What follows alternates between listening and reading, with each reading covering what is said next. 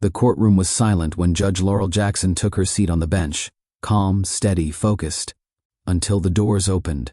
A man stepped through, tall, confident, dressed like every magazine cover he'd ever been on. But the moment he looked up and saw who was seated above him, he stopped breathing. Laurel froze too. 8 long years collapsed into one single electric second. The man who abandoned her while she carried their child now stood in her courtroom, not as her husband, not even as a memory, but as a defendant. Whispers rushed through the room. Nolan leaned toward his attorney and murmured, barely audible, "That's my wife. My ex-wife." The courtroom reacted instantly. Gasps, murmurs, heads turning. Judge Laurel lifted her gavel, but her hand shook before she struck. She wasn't just looking at the CEO the city admired, she was staring into the eyes of the man who walked out when she needed him most. And he was finally facing the woman he never deserved, now seated above him in full authority. Laurel steadied herself and said, "Order in the court," but her voice carried a tension no one in that room could miss. Have you ever stood face to face with the person who broke you after you rebuilt your life? Would you stay strong? Or would your heart remember everything? Because here's the truth. She was the woman he left while pregnant. He was the man she prayed to forget. And today, the law forced them back into the same room. And what Laurel decides next will change everything. For her, for Nolan, and for Hope, the daughter he never met. Welcome back to Mr. Michael's Stories. If you're new here, I'm Michael, and this is where we share stories that stay with you. Stories that make you think, feel, and see life from a different angle. Whether you're here for creative stories, real-life lessons, or something in between, you're in the right place. Please hit the subscribe button, because it helps us share more powerful stories with amazing viewers like you. And before we dive deeper, let me know in the comments, where are you watching from tonight? The chandeliers inside the Whitford Country Club cast a warm golden glow, bouncing off crystal glassware and marble columns as if the entire room was dressed for royalty. Servers moved in synchronized lines, weaving through clusters of laughing donors and board members.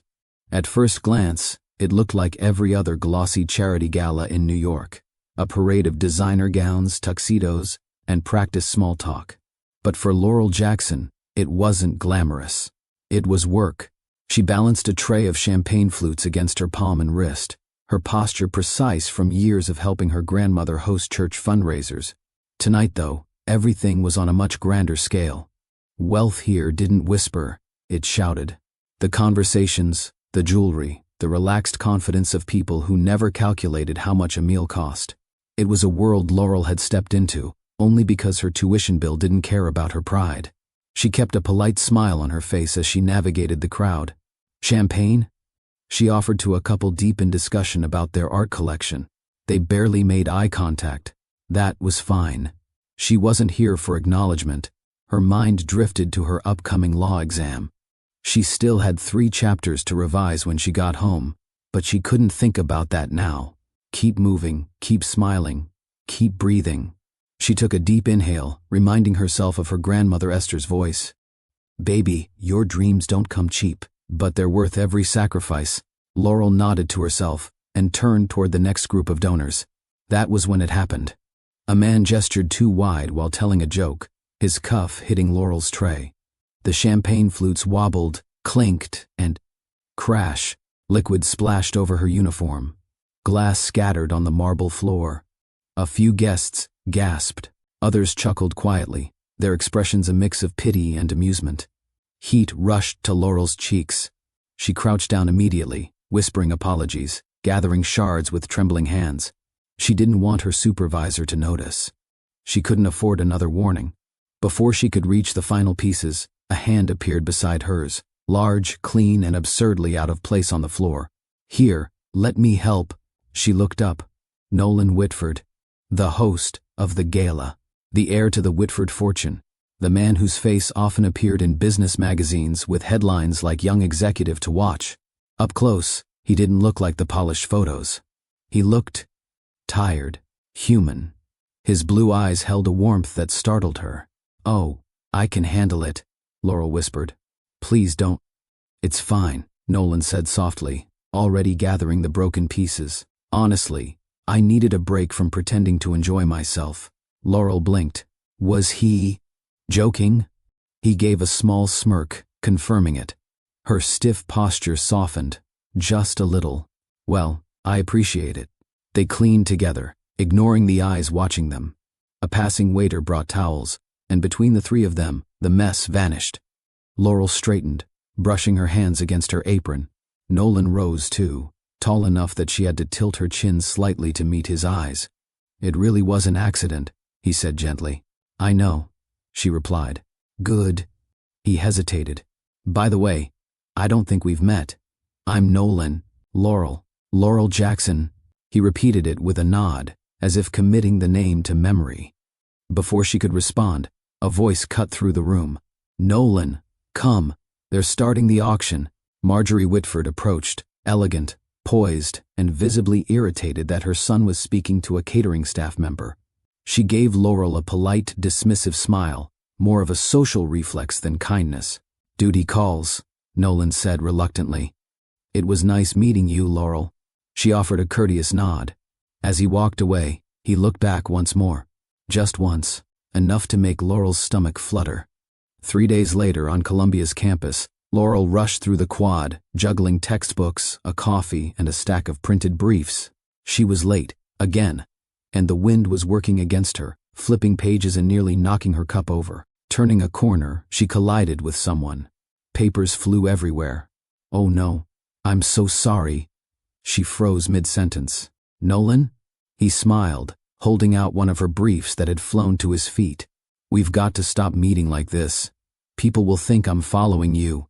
She stared at him. What are you doing here? Meeting with the dean, he said, and hoping I'd run into you. He scratched the back of his neck. I wasn't sure you'd be here today. But then, Laurel raised a brow.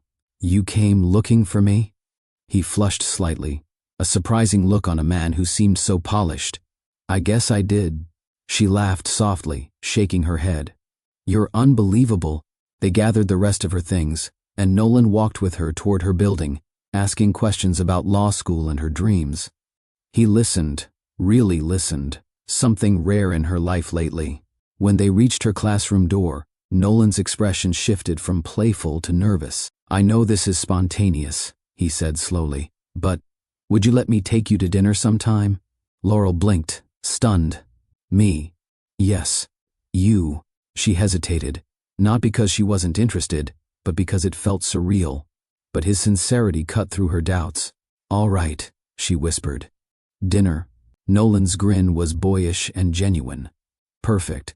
I'll text you. As she walked into class, her heart was racing. Her professor began lecturing, but all Laurel could think was, what in the world just happened?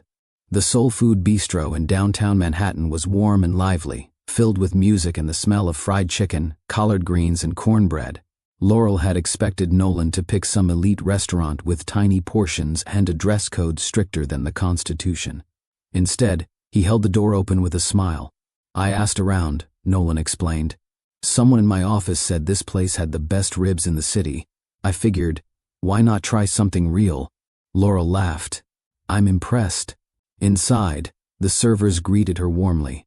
Everyone greeted everyone warmly in places like this. Laurel felt herself relax. Nolan, however, looked adorably unsure where to stand.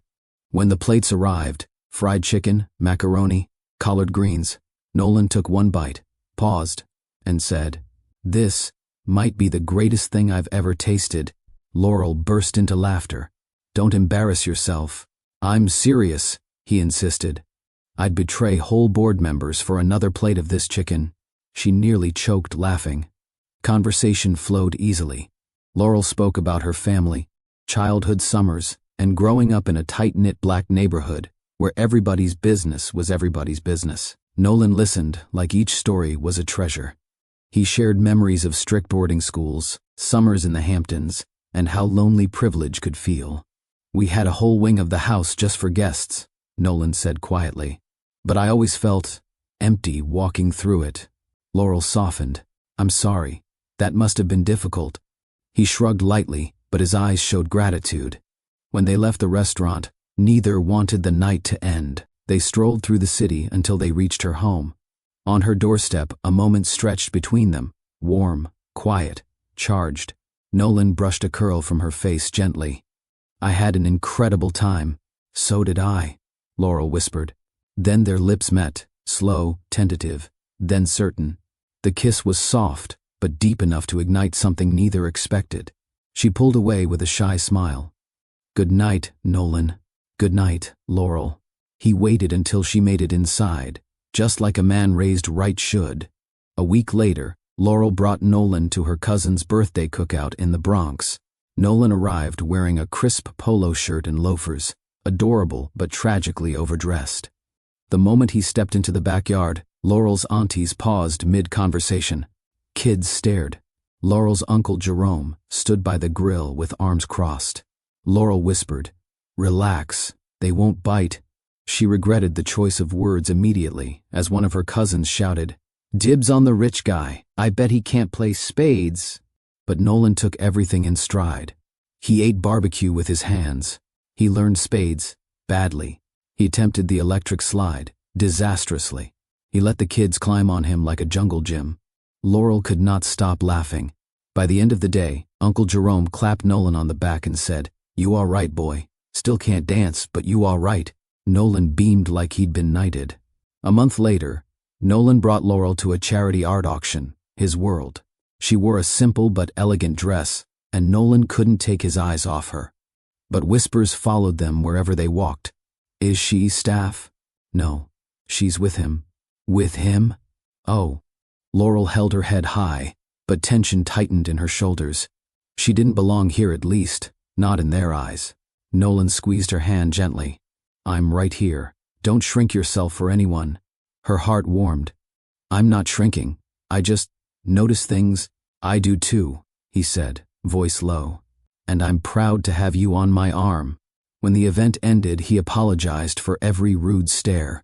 Laurel shook her head. If they didn't want to look, they wouldn't. He loved that about her. Strong, grounded, unshakable. Weeks passed. Their connection deepened. They were careful, thoughtful. Neither rushed the relationship. Laurel was protective of her dreams. Nolan was protective of her peace. One night, after a long walk along the Hudson, they stood by the railing, the city lights reflecting on the water. Laurel looked up at him. "This feels unexpected." Nolan stepped closer. "Good unexpected or bad unexpected?" She smiled softly. "Good." He cupped her face gently. "May I?" She nodded. This kiss wasn't tentative like the first.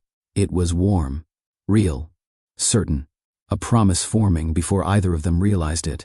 When they finally parted, breathless, Laurel whispered, "Nolan, what are we doing?" He smiled. "Something that feels right." And it did, for both of them. For now, the days after that second kiss felt like stepping into a new season.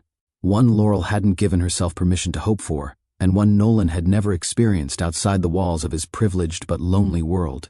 Something about the way their lives intertwined felt natural, not forced. It wasn't some whirlwind romance. It was gentle, steady, earned.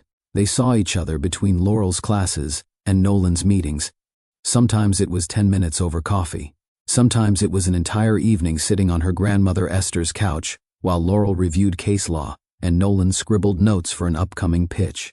He didn't complain. He didn't interrupt. He just liked being near her. And Laurel. She caught herself smiling at the smallest things. A late-night voice message, a picture he sent of the terrible sandwich he tried to make, a random text saying he hoped her exam went well. She had been independent for so long that letting someone in felt unfamiliar, but Nolan didn't push.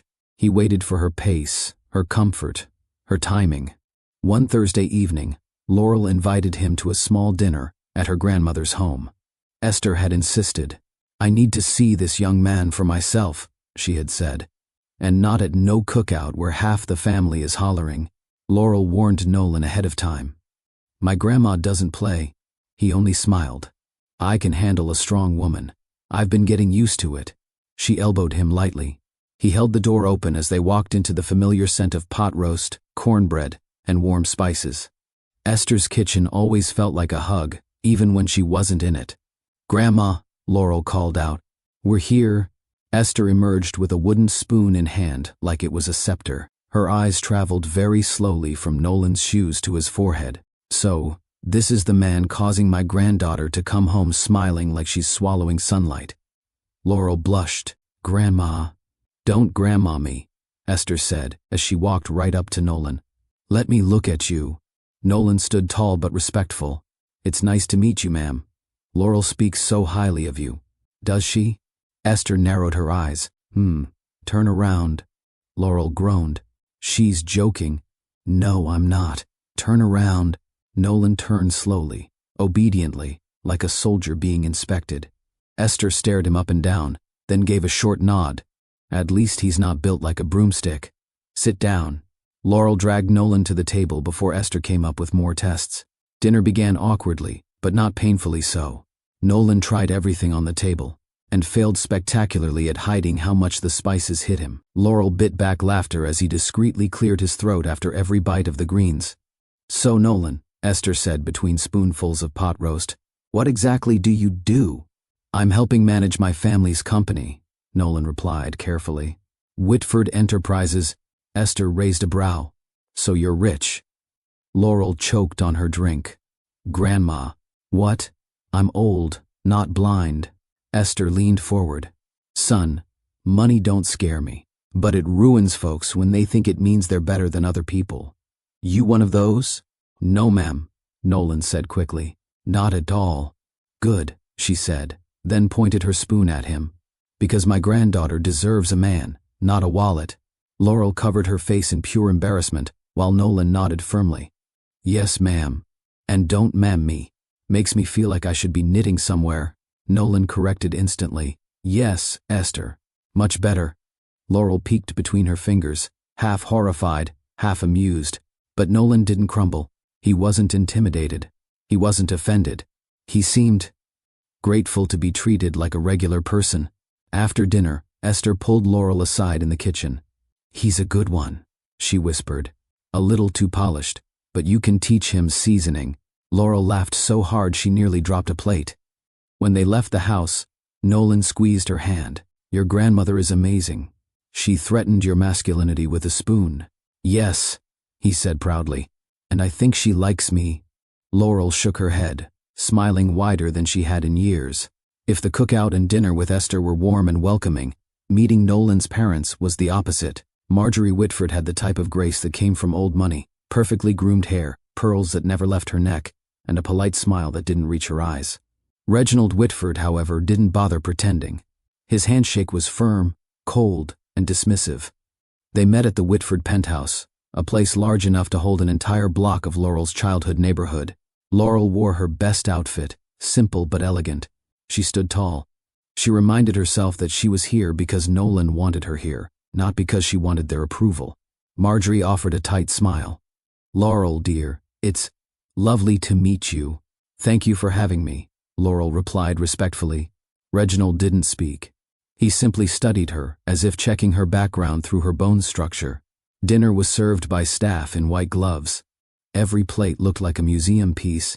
Every conversation skirted around the real issue, who Laurel was. So, Marjorie began with a delicate tone. You're in law school? Yes, Laurel replied.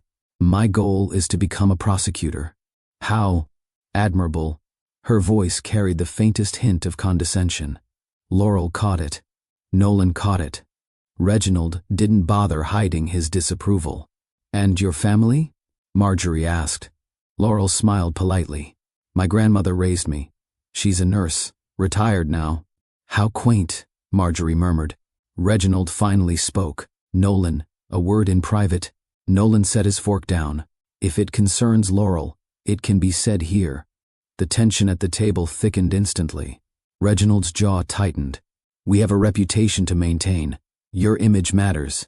This pairing does not align with our expectations. Laurel felt the sting, not out of shame but out of anger for Nolan. Nolan sat straighter. I'm not 13 anymore. You don't choose my relationships.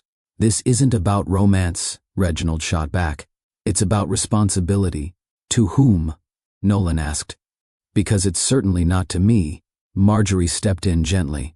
Nolan, darling, We just want what's best. You don't even know her, Nolan replied calmly. And you didn't give her a chance. I'm disappointed. Reginald's eyes hardened. You'll grow out of this. We all do foolish things in our youth. Laurel felt those words like a blade. Foolish things. So that's how they saw her. She inhaled slowly. Thank you for dinner, she said as she stood. But I should go. Nolan rose immediately. I'm going with you. He walked her to the elevator. Before the doors closed, he whispered, I'm sorry. You deserved better. Laurel touched his hand. You stood up for me. That's better. And the doors slid shut between them and the cold world upstairs. Weeks passed, and their bond only strengthened. Nolan visited Esther often. Laurel shared more of her hopes, her fears, her ambitions. Nolan opened up about pressure he never admitted to anyone. The weight of carrying a company legacy, the expectations that suffocated him since childhood. One night they sat on her couch, Laurel's textbooks open in front of them but forgotten. Nolan watched her as she took notes, her brow furrowing in concentration. Laurel, he said quietly. She looked up. Yes? I think I love you. Her heart skipped. Everything stilled. He continued, voice steady. I've never said that to anyone before, but with you, I feel seen. I feel human, and I don't ever want to lose this. Laurel felt tears prick her eyes. Nolan. You don't have to say it back, he added quickly. I just needed you to know. She set her pen down, placed her hand on his chest and whispered, I'm not afraid to say it. I love you too. He exhaled as if he'd been holding that breath for years. They leaned in, foreheads touching, sharing a fragile, beautiful moment. A few weeks later, Laurel felt off, tired, nauseous, unusually emotional. She shrugged it off at first, blaming stress. But one morning, while brushing her teeth, she suddenly felt dizzy. Later that day, in the campus restroom, she took a pregnancy test. Positive. The world didn't spin, but it did tilt, just enough to make her grab the counter for support. She sat in silence, feeling everything at once. Fear, joy, shock, disbelief. And then, warmth. She placed a hand over her belly. Hi, she whispered. I guess it's you and me now. That evening she invited Nolan over. He arrived with takeout and a smile, but the moment he saw her face, he knew something was different. Laurel, what's wrong? She handed him the test silently. His eyes widened. He looked at her, then at the test again. We're... She nodded. Tears filled his eyes. We're having a baby? Laurel laughed through her nerves. Yes, we are. He pulled her into a gentle embrace, his voice trembling. I'm so happy. Scared, but happy. I want to do this with you. I want to be here. Laurel believed him. Every word. A week later, Nolan asked Esther if he could speak with Laurel after Sunday dinner. Esther smirked knowingly. Nolan stood in the small living room, hands shaking as he held a modest ring. Not the kind his parents would choose, but the kind that meant something. When Laurel stepped into the room, Nolan knelt down. Laurel Jackson, you changed my life. You grounded me, challenged me, loved me in ways I never knew were possible. I want to raise our child with you. I want to grow old with you. Will you marry me? Laurel covered her mouth as tears streamed down her cheeks. Yes, she whispered. 1,000 times yes. Esther burst into applause from the hallway. About time. They married the next week at City Hall. Just the two of them, and Esther. No fuss, no audience, no judgmental stares. Nolan wore a navy suit. Laurel wore a simple white dress that fit perfectly.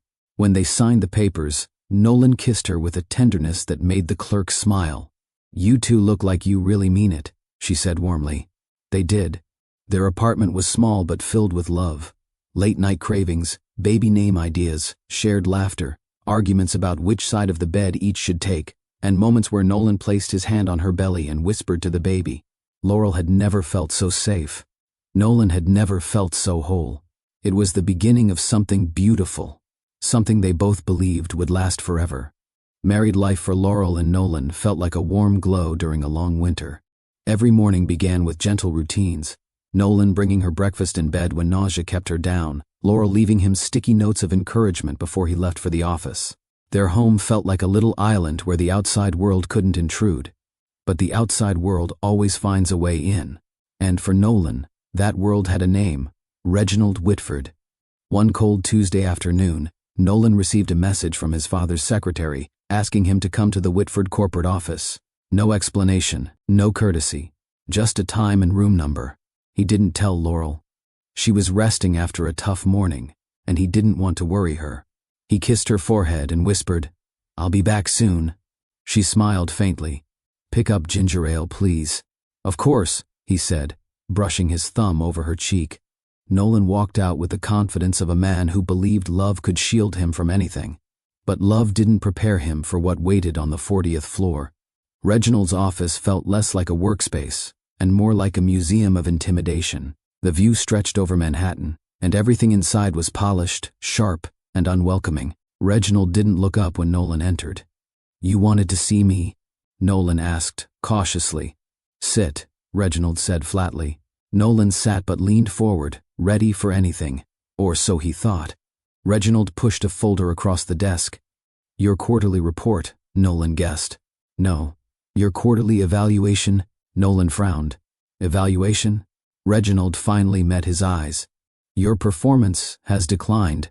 "That's not true," Nolan argued calmly. "The numbers speak for themselves." "I'm not referring to numbers," Reginald said. "I'm referring to your judgment." Nolan felt the conversation tilting towards something darker.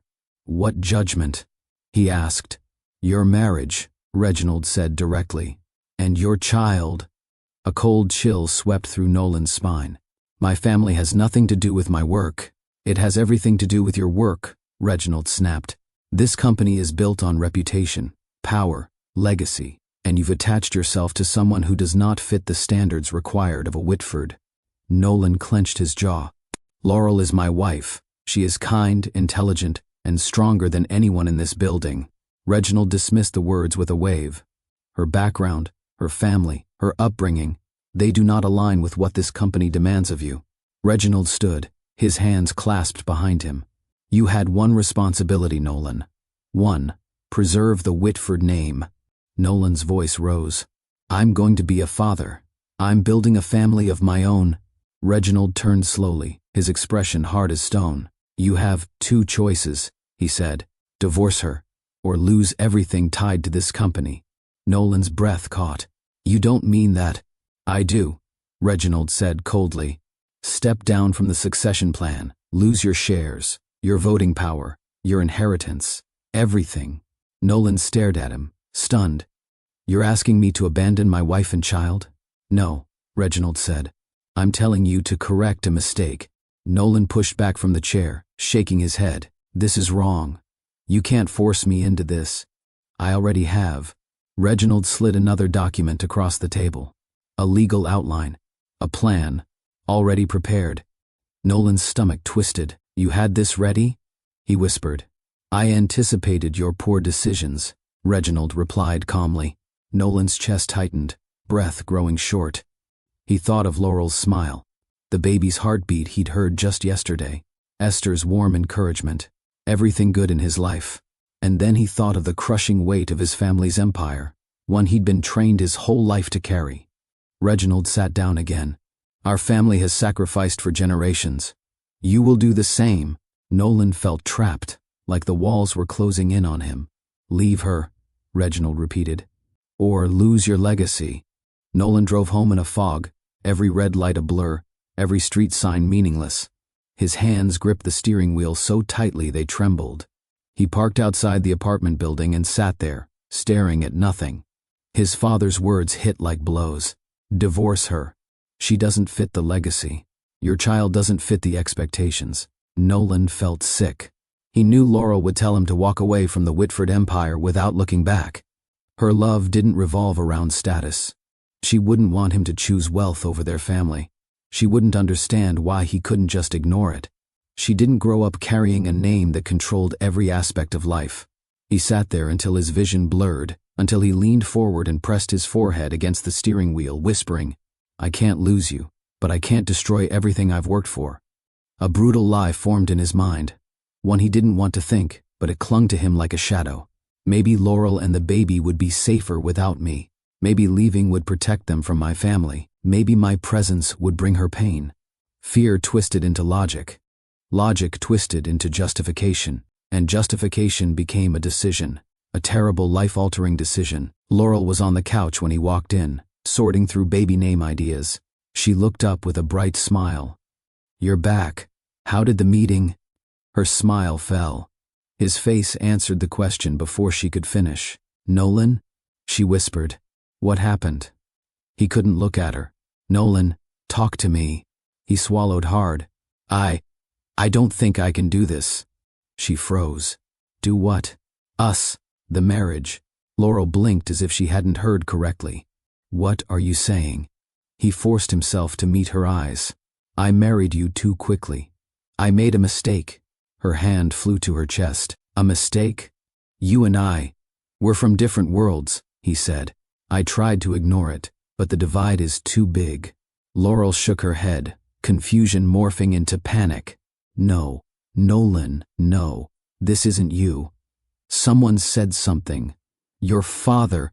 This isn't about him," he lied. "It's about me. I'm not ready to be a husband or a father." Her breath hitched. "You were ready last week. You kissed my belly and talked to our baby." His face twisted, guilt stabbing him so sharply he almost broke then and there. But fear glued him to the lie. "I was wrong," he whispered. Tears overflowed from Laurel's eyes. "Nolan, please, don't do this. We love each other. We can fix whatever is going on. Just tell me the truth." He shut his eyes. Laurel stepped closer, grabbing his hand. "Look at me," she pleaded. "Please just look at me." He pulled his hand back like her touch burned him. And in that single movement, something inside her cracked. "Is there someone else?" she asked, voice trembling. "No," he said instantly. "There's no one else." "Then why?" she cried. "Why are you abandoning your own child?" He exhaled shakily. "Because I'll ruin your life if I stay." Laurel froze. "You don't get to decide that." "It's already decided," he whispered. He grabbed a bag he'd packed earlier. She hadn't even noticed it by the door.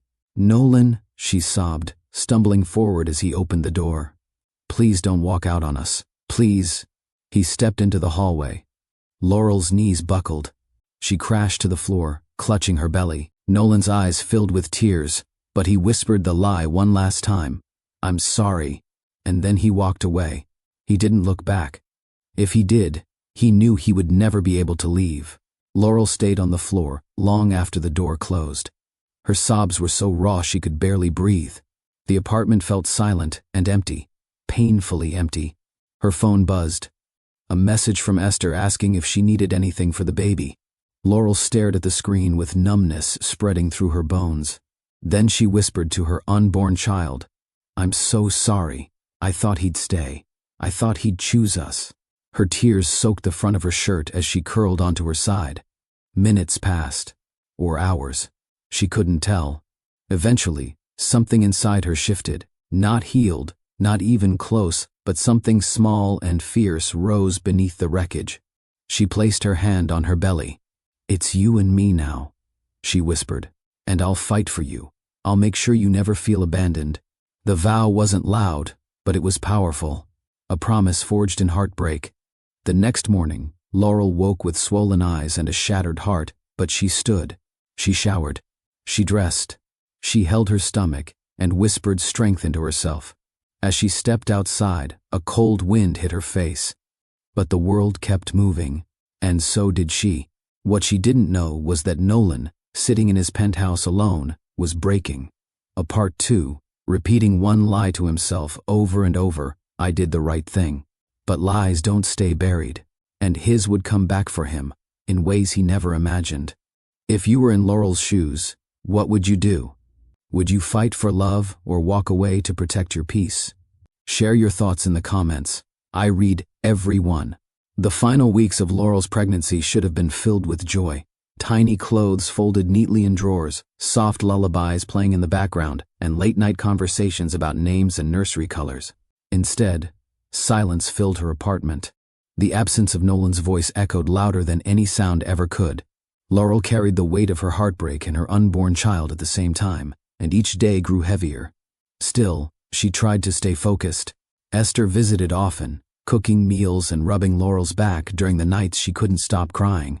But even Esther's warm presence couldn't erase the truth. She would be delivering this baby alone. At 8 months pregnant, Laurel woke to a sharp pain ripping through her abdomen. It wasn't the usual discomfort or tightening she had grown used to. This was different, stronger, deeper, frightening. "Grandma," she gasped over the phone. Esther arrived faster than Laurel thought humanly possible.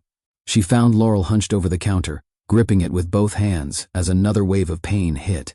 "We're going to the hospital," Esther said firmly. "But it's early," Laurel whispered. "I know, baby, but you're not doing this alone." The ride was a blur of red lights, deep breaths, and whispered prayers. By the time they reached Harlem Hospital, Laurel was in full panic, not because of the pain, but because she imagined this moment so differently. She imagined Nolan holding her hand. Instead, only Esther stood at her side. Doctors rushed her into a room, voices overlapping, machines beeping. "Laurel, your blood pressure is too high. We need to monitor the baby. Stay calm. Breathe. Calm." How could she? Her body trembled, her heart raced, her tears streamed uncontrollably, not from pain but from grief. "Grandma," Laurel cried as another contraction tore through her. "I can't do this. I can't." "Yes, you can," Esther said, gripping her hand tightly. "You've survived worse. This child is coming into the world with a mother stronger than steel." Hours passed, long, exhausting, brutal hours. Finally, a cry filled the room. High, sharp, beautiful. Laurel sobbed the moment she heard it. Nurses placed the tiny baby girl on her chest. She was small but fierce, her fingers gripping Laurel's gown like she never wanted to let go. "Hope," Laurel whispered. "Her name is Hope." Esther wiped tears away. "She's perfect." Laurel kissed Hope's forehead, whispering, "I'll never leave you. Not ever." In that moment, something profound shifted in Laurel's soul. She was no longer broken. She was a mother, and her daughter needed her whole. 2 weeks later, when Laurel finally felt steady enough to walk around the apartment, a knock sounded at the door. She assumed it was Esther dropping off groceries. Instead, a courier stood there, expression blank. "Laurel Whitford?" he asked. She froze at the name. "Yes." He handed her a sealed envelope. "Please sign here." Her fingers trembled as she scribbled her name. The envelope felt heavier than its weight, heavier than any she had held in her life. After closing the door, Laurel stared at the return address. Whitford and Associates, Legal Division. Her stomach sank. She sat on the couch, holding Hope against her chest as she opened the envelope. Inside were divorce papers. Nolan's signature already filled his lines. The room began to spin. Esther walked in moments later and found Laurel sitting frozen, tears dripping silently onto the papers. "Oh, baby," Esther whispered. Laurel couldn't speak. She held the paper like it was both burning her and freezing her at the same time. Her thumb brushed over Nolan's name. He hadn't even come in person. She looked down at Hope, sleeping peacefully. "You deserve parents who fight for you," Laurel whispered to her daughter. "I'm so sorry." Then, with trembling hands, she signed, not because she wanted to, but because the man she loved had chosen to walk away long before these papers arrived. 6 weeks later, Laurel walked back into Columbia Law with Hope strapped to her chest in a carrier. She wasn't ready, emotionally or physically, but she didn't have the luxury of waiting for readiness. Life kept moving whether she wanted it to or not. Her classmates stared, some with admiration, some with confusion, some with smug judgment. Professors raised brows. Whispers floated behind her. Is that her baby? She's back already? How will she manage? Laurel ignored them. She sat in the front row of every class, rocking Hope gently while taking notes. When her daughter whimpered, she stepped out quietly and soothed her, then returned without missing a beat. But the exhaustion was unlike anything she had ever known. Late-night feedings blended into early morning study sessions. Hope cried when Laurel needed to memorize case citations. Bills piled up. Her back ached. Her sleep was short and broken.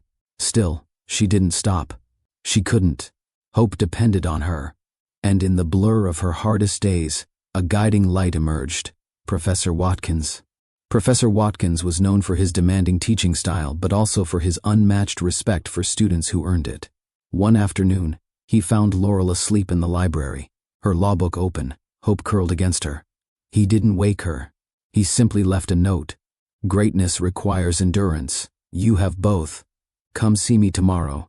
The next day, Laurel showed up, embarrassed but determined. I apologize for falling asleep. You apologize for nothing, Watkins interrupted. You're raising a child while studying law. That is not weakness. That is proof you belong here. Laurel swallowed hard. Thank you, Professor. I'm going to help you, he said. Not because I pity you, but because you're one of the brightest minds I've taught, and I refuse to watch brilliance dim because of unfair circumstances.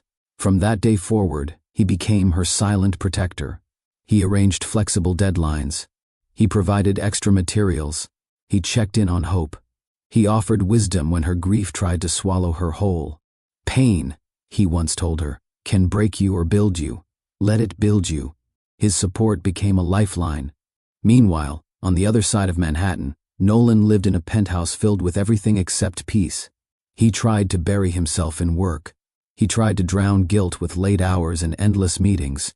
He tried to pretend he had made the right decision, but his mind always drifted back to Laurel, to her smile, to her warmth, to her strength, to their unborn child, now born somewhere, calling someone mama. One evening, Nolan drove to Columbia Law without knowing why. He told his driver to wait across the street. He sat there for 30 minutes, gripping the steering wheel, breathing unevenly. Then he saw her. Laurel walked out of the building carrying books in one hand and Hope in her carrier. She looked exhausted, truly exhausted, but she held her head high. Nolan's chest ached so sharply he bent forward. She's doing it alone, he whispered. The driver asked, Sir, should I pull up to her? No, Nolan said quickly. No. She shouldn't see me. He watched until she disappeared down the subway steps. He didn't know that Hope had laughed for the first time earlier that day. He didn't know that Laurel had finally started to rebuild her confidence. He didn't know anything, because he had chosen silence over truth. That night, Laurel stood at her apartment window holding Hope. The city lights reflected in her eyes, not as symbols of lost love, but as signs of possibility. We're going to be okay, she whispered to her daughter. I promise. Hope cooed softly, resting her head against her mother's chest. Laurel kissed her forehead. She didn't know how she would manage childcare. She didn't know how she would pay next semester's tuition. She didn't know how she would keep going. On days her heart still felt split open. But she knew one thing. She would not fail her daughter, not now, not ever. And with that vow, Laurel stepped fully into her new life. Not as a woman abandoned, but as a mother rising. The year after Hope's birth felt like a marathon with no finish line. Laurel ran on purpose, not energy, pulled forward by determination and pushed by responsibility. There were mornings she woke up unsure how she would make it through the day, yet she always did. Not perfectly, not effortlessly, but with grit. Some days she cried in the shower. Some days she laughed at Hope's new sounds. Some days she missed Nolan so intensely she had to step outside and breathe into her hands. But she didn't stop. And slowly, the Laurel who once questioned her own strength began to re-emerge. Columbia Law was not designed for single mothers, but Laurel refused to let that become an excuse. She brought Hope to classes, to office hours, to study groups when necessary. Students who initially whispered gradually grew, used to seeing the tiny bundle strapped to her chest or stroller. There was something almost poetic about watching Laurel argue case studies while rocking Hope gently with her foot. Even the strictest professors adjusted to her presence. One afternoon, during a mock trial exercise, Hope let out a loud giggle the moment Laurel objected. The entire class burst into laughter. Laurel blushed, but even Professor Watkins cracked a smile. He told the class, if Hope enjoyed the objection, I'll allow it. Laurel won that round, but life outside the classroom was no easier. Sleep deprivation hit hard. Laurel used every lunch break to study. Her nights belonged to Hope, who still woke every few hours. There was no free time, no social life, no relief. Yet, Laurel's eyes held more fire than they ever had before. Pain had shaped her, But motherhood was forging her into something new, grounded, focused, unwavering. 3 years after Nolan left, Laurel stood in a black cap and gown on Columbia's campus. Hope, now a chubby-cheeked 3-year-old with big, curious eyes, held Esther's hand tightly as they searched for Laurel among the sea of graduates. When Laurel found them, Hope's face lit up. "Mama," she squealed. Laurel bent down, hugging her daughter fiercely. "We did it, baby." Esther wiped a tear from her cheek. "You made it through the hardest season of your life. I'm proud of you." Laurel looked around. Students celebrated with spouses, partners, siblings, parents. She didn't have a spouse by her side, but she had Hope. And she had Esther. The dean handed her diploma with genuine warmth. "Your perseverance is extraordinary, Laurel. You're going to go far." Laurel felt a lump form in her throat, but she didn't know that miles away, inside a penthouse full of silent reminders, Nolan watched the ceremony through a live stream he found on the school's website. He sat alone on his couch, elbows on his knees, chin pressed into his hands. When he saw Laurel walk across the stage, he whispered, "You did it. I knew you would." His voice cracked, and no one heard it but him. Laurel applied to the Manhattan District Attorney's Office, one of the toughest legal environments in the country. She doubted she'd get an interview, not because of her ability, but because life had taught her that elite doors weren't always open for people from her background. But when she got the call, she nearly dropped her phone. Within weeks, she stood inside the DA's office, holding Hope's hand as she introduced herself to the security guard. She started as an assistant district attorney. Her first day was overwhelming. Stacks of case files, complex procedures, and a courtroom filled with seasoned attorneys who carried themselves like gladiators. Laurel felt like an imposter. But the first time she stood before a judge, something awakened in her. Her voice steadied. Her posture straightened. Her eyes sharpened. She argued her case with calm precision, surprising even herself. The judge nodded approvingly. Opposing counsel raised an eyebrow, impressed. Her supervisor jotted a note, one he wouldn't reveal until much later. Hope was the reason she didn't break down from fear. Laurel imagined her daughter watching her someday. That thought alone kept her steady. Working full-time and raising a growing toddler meant Laurel lived in constant motion. Mornings were chaos. Hope, shoes, no, the other foot.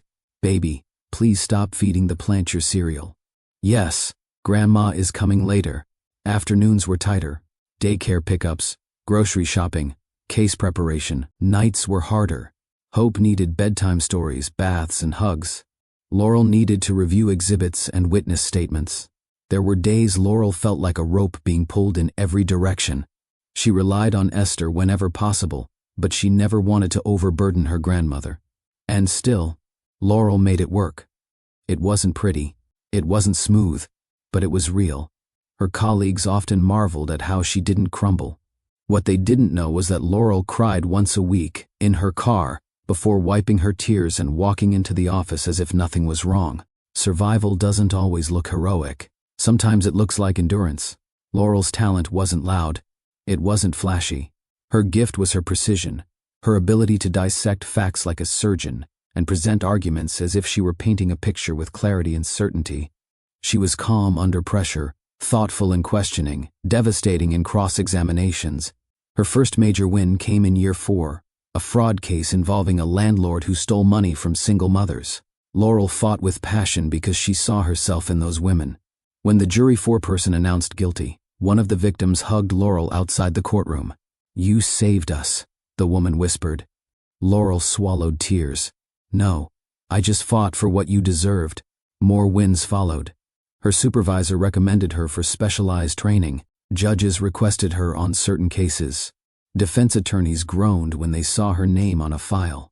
Laurel Jackson was becoming a force, and the legal world was taking notice. While Laurel was transforming in the courtroom, Hope was transforming at home. She was bright, curious, full of energy. She loved puzzles, crayons, cartoons, and asking why about everything. She told everyone she wanted to be a helper like Mama. Her favorite place was the small reading corner Laurel created in the living room, a beanbag, a shelf of books, and a string of fairy lights. Hope would curl there for hours, flipping pages of colorful picture books. Hope's laughter kept Laurel afloat on days she felt she was sinking. And sometimes, in the moments when hope pressed her face into her mother's neck, Laurel felt a surge of gratitude for the child who saved her even before understanding what saving meant. Hope never met her father.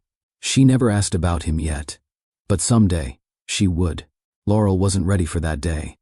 On the other side of the city, Nolan's life appeared perfect. He became chief strategy officer at Whitford Industries. He drove luxury cars. He lived in a penthouse with a skyline view. He was featured in business magazines, interviewed on financial networks, praised for his innovation. But behind the press releases and tailored suits, he was unraveling inside. He woke before dawn every morning, unable to sleep. He worked late into the night to avoid thinking. He drank alone, never excessively, but enough to numb the thoughts. He replayed the moment he walked away from Laurel again and again. He remembered her face, her trembling voice, the way she reached for him, the sound of the door closing between them.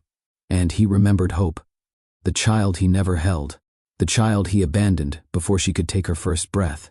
Regret wasn't strong enough a word. One afternoon, during a board meeting, he abruptly left without explanation.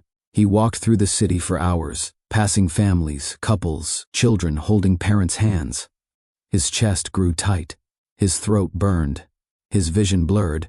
He stopped walking and pressed a hand against a lamppost just to stay upright. "I can't keep doing this," he whispered. That night, Nolan did something he never imagined he'd do. He searched for a therapist. The therapist, Dr. Lang, was calm and direct. She didn't sugarcoat. She didn't indulge Nolan's evasions. On the second session, she asked, "What are you most ashamed of?" Nolan's jaw clenched. "Leaving my wife. Leaving my child. Why did you do it?" "Because I thought I had to protect them." "Was that true?" Nolan stared at the floor. "No. Then why did you lie to yourself?" He blinked rapidly, breath faltering. I was afraid." "Of what?" Nolan's voice cracked. "Not being enough. Not living up to expectations. Losing everything and dragging them down with me." "And did you lose everything?" He closed his eyes. Yes. It took months for Nolan to confront the layers of guilt, fear, upbringing, and identity. But therapy didn't erase the damage. It only forced him to face it. Despite his emotional struggles, Nolan excelled professionally. His ideas increased the company's revenue significantly. He became the unofficial face of the next generation of Whitford leadership. But every accomplishment felt hollow. He celebrated alone. He ate dinner alone. He slept alone. He lived in a penthouse filled with silence, the kind that stings. And while the world praised him, Nolan remained his own harshest critic. Because no trophy could replace the family he lost. One evening, after a long day, Nolan did something he hadn't done in years. He drove to Harlem. He parked across from Laurel's apartment building, heart pounding as if he were about to commit a crime. He wasn't there to interfere. He wasn't there to speak to her. He just needed to see her. And then, she appeared. Laurel stepped outside wearing her work ID around her neck, her hair neatly pinned, her stride confident. She carried Hope's backpack in one hand, a small purple bag with stars printed on it. Hope, now older, skipped beside her, holding Laurel's hand. They were beautiful. They were happy. They were whole. Nolan's throat tightened painfully. Hope skipped ahead, stopping to examine something on the sidewalk. Laurel called to her gently, her voice warm and patient. Nolan gripped the steering wheel so tightly his knuckles turned white. He couldn't get out. He couldn't speak. He couldn't breathe. He watched until they turned the corner and disappeared. His eyes burned. "That's my daughter," he whispered, and for the first time in years, he allowed himself to cry, quietly, hidden behind tinted windows, swallowed by the night. Laurel's rise through the district attorney's office was nothing short of remarkable. Year after year, her skill sharpened, her confidence grew, and her reputation solidified. Judges respected her preparation. Colleagues admired her integrity. Defendants feared her precision, not because she sought harshness, but because she sought truth. By age 30, Laurel had won enough high-profile cases that her name appeared in legal journals. Reporters occasionally asked for interviews, but she declined every time. "I'm not the story," she often said. "The law is." The truth was far more personal. She didn't want recognition. She wanted peace. She wanted a stable life for Hope. She wanted the pain of the past to stay buried. And for a while, it did. At age 31, Laurel sat in a small conference room, wearing a navy suit and holding a folder full of recommendations. Her hands rested calmly on the table, though her heart beat with quiet anticipation. Across from her sat the Judicial Appointment Committee, a panel of seasoned legal professionals, including judges, professors, and public service leaders. "Ms. Jackson," one of them began, "your record is extraordinary." "Thank you," Laurel said evenly. "You've handled some of the city's most complex cases," another added. "And you've done so with fairness and clarity," Laurel nodded. "I believe justice should be accessible and understandable to everyone, regardless of background." "Your perspective is needed on the bench," a third committee member said, "which is why we're pleased to inform you." Laurel's breath caught. "You've been selected to serve as a judge in the New York City court." She closed her eyes, overwhelmed. When she opened them again, she whispered, "Thank you. This means everything." They smiled warmly. "You earned it." Later that night, Laurel sat on her apartment floor with Hope in her lap, tears slipping down her cheeks. Hope wrapped her tiny arms around her mother's neck. "Mama, why are you crying?" the little girl asked. Laurel kissed her forehead. "Because, sweet girl, dreams come true when you fight hard for them." Hope giggled. "You fight all the time. Does that mean more dreams are coming?" Laurel smiled. "Maybe." At 5 years old, Hope was a ray of energy, kind, curious, and full of spark. She loved school and came home every day with new stories. "Mama, I read a whole page today." "Mama, we learned about butterflies." "Mama, guess what? I got a sticker." Every achievement, big or small, made Laurel beam. Teachers adored Hope. Her classmates gravitated toward her. She had Esther's warmth and Laurel's determination. Her laughter filled the apartment. Her drawings decorated the walls. Her presence made every challenge worth it. Hope never asked about her father. Not yet. But Laurel knew the day would come. For now, she let her daughter exist in the sunshine of innocence. For the first time since Nolan walked out years ago, Laurel felt stable. Not healed, some wounds never truly close, but at peace. Her routine was simple, yet fulfilling. Morning, breakfast with Hope. Daytime, presiding over cases with fairness and strength. Evening, helping Hope with homework, reading bedtime stories, preparing for the next day. Laurel wasn't looking for romance. She wasn't looking for closure. She wasn't looking for anything beyond being the best mother and judge she could be. Her past felt distant, but fate has its own rhythm, and it never forgets unfinished stories. One Thursday afternoon, Laurel sat in her chambers reviewing a stack of upcoming cases. Her clerk knocked gently on the open door. "Judge Jackson, this just came in. High-profile corporate case. They want you presiding." Laurel took the file without looking at the name. "Thank you," she replied. But something pricked her senses, a faint tug of familiarity she couldn't explain. Her clerk hesitated. "It's a big one. Lots of press involved." Laurel nodded. "Understood." When her clerk left, she opened the folder. Her eyes scanned the first page casually at first. Corporation involved, charges, attorneys of record. Then she froze. Her heart stopped. Her breath caught like a fist tightening around her chest.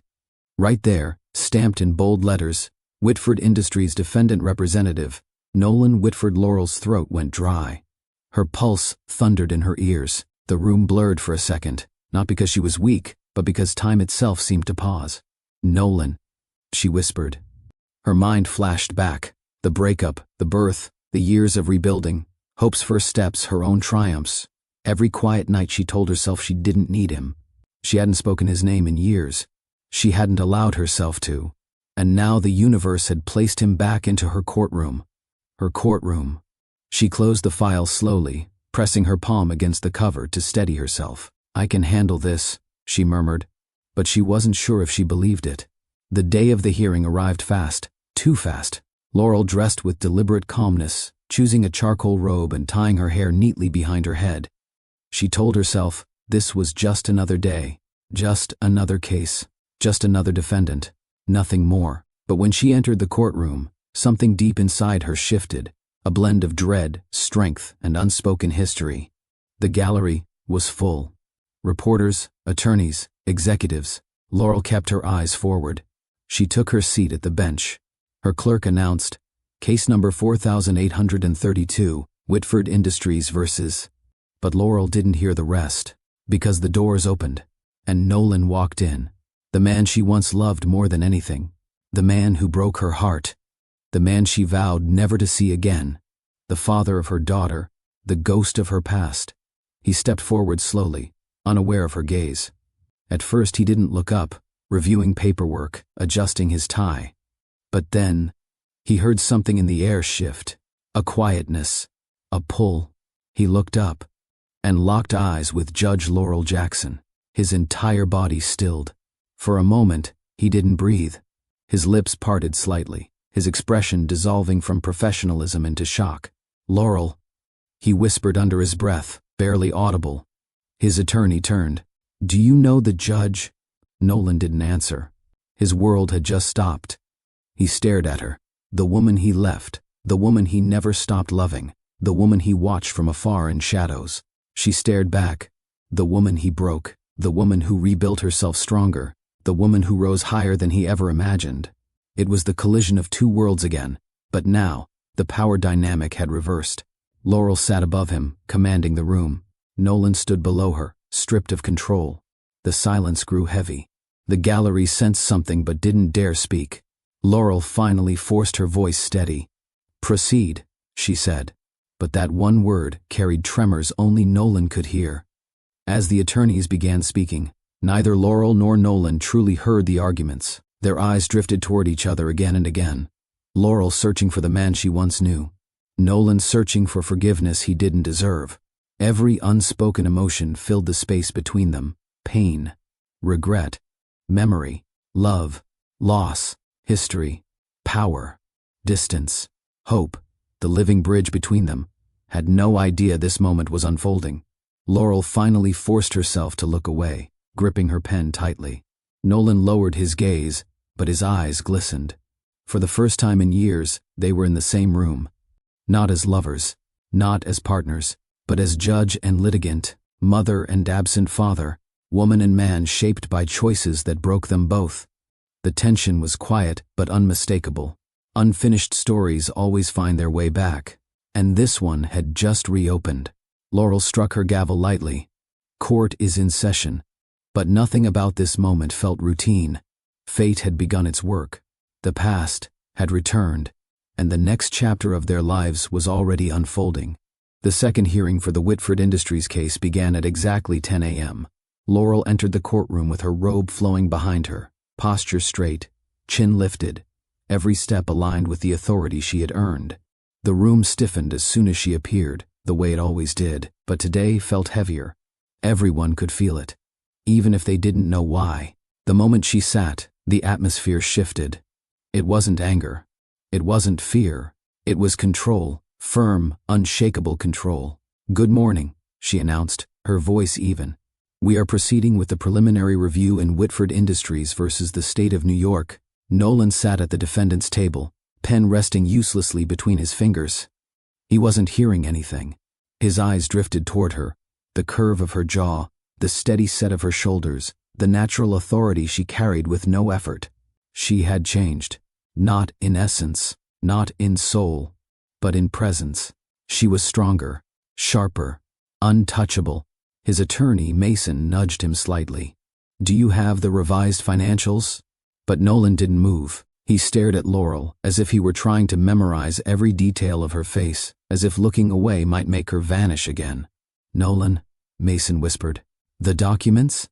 Nolan blinked slowly, as if waking from a trance. "Yes, right. Sorry." "Are you okay? You look—" "I'm fine." He wasn't. He had never been less fine. Laurel turned to the prosecution. "Please present your argument." Her voice was crisp, neutral, professional. No one in the room could detect even a ripple of the storm inside her. The prosecutor approached confidently. "Your Honor, we intend to demonstrate that Whitford Industries knowingly concealed." "Proceed," Laurel said. Her tone cut cleanly through the room, giving the prosecutor full permission to continue. But halfway through the argument, Laurel's eyes flickered, unintentionally, toward Nolan. Just for a second, just long enough to feel the weight of his gaze already locked onto her. She immediately shifted her attention back to the attorney speaking. She would do her job. She would remain impartial. She would not let personal history interfere. But her heart knew this wasn't just any case. Mason stood next. Your Honor, we maintain that Whitford Industries complied with. Laurel nodded once, signaling him to continue. She did not flinch. She did not soften. She did not give any hint that the man sitting behind him once kissed her in the rain, slept beside her, held her, promised her things he never delivered. The courtroom saw a judge. Nolan saw the woman he lost. Mason's voice faded into background noise as Nolan stared at Laurel in disbelief. It felt unreal, like the universe had returned him to a moment he never expected to face. His heart hammered painfully. He swallowed, but his throat felt tight. His palms grew damp. He barely heard Mason ask, "Do you want to review the final numbers before I submit them?" Nolan whispered, "Not now." Mason frowned. "You're acting strange today." Strange wasn't the word. Nolan was unraveling inside.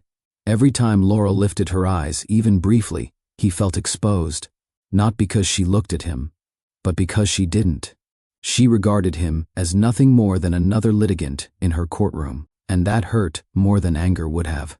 He didn't know where to place his hands, didn't know how to breathe normally, didn't know how to be composed when the woman he abandoned now sat above him like a mountain carved from dignity. During a brief pause, Mason leaned closer. "Nolan, you're not answering questions. Are you ill? Do you need a moment?"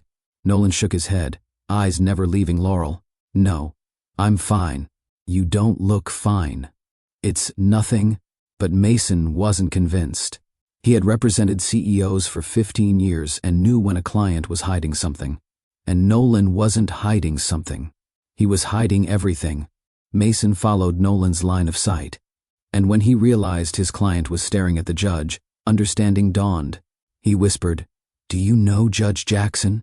Nolan didn't speak. He didn't need to. His silence said more than words. "Okay." Mason exhaled slowly. "That explains a lot." Across the aisle, the prosecutor also noticed Nolan's distracted state. She frowned, glancing between him and the judge, trying to figure out the silent tension threading the space. But Laurel kept her expression perfectly composed. She did not allow a single outward sign of familiarity. Her courtroom was sacred.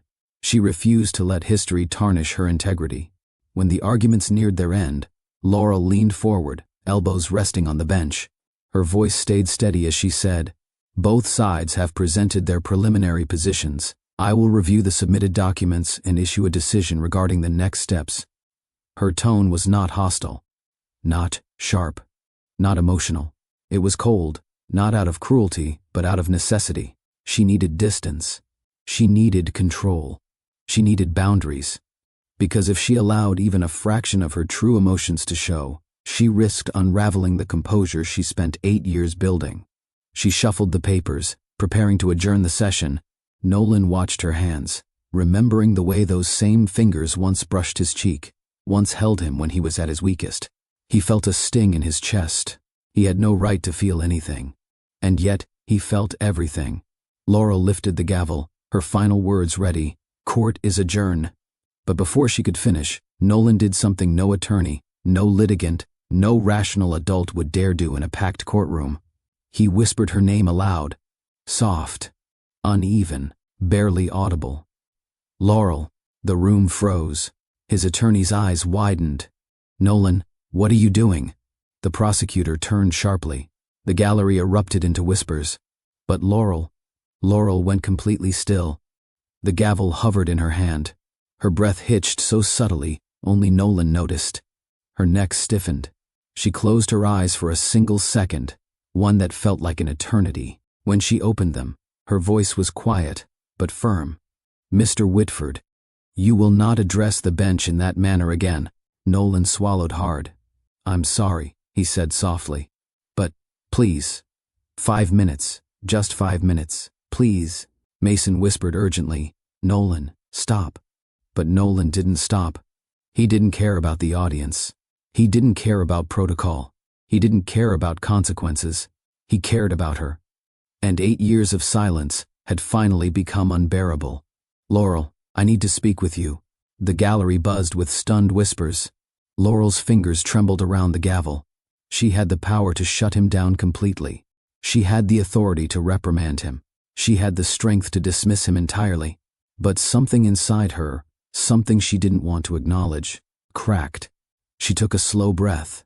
"Both attorneys," she said calmly, "remain seated." The room quieted instantly.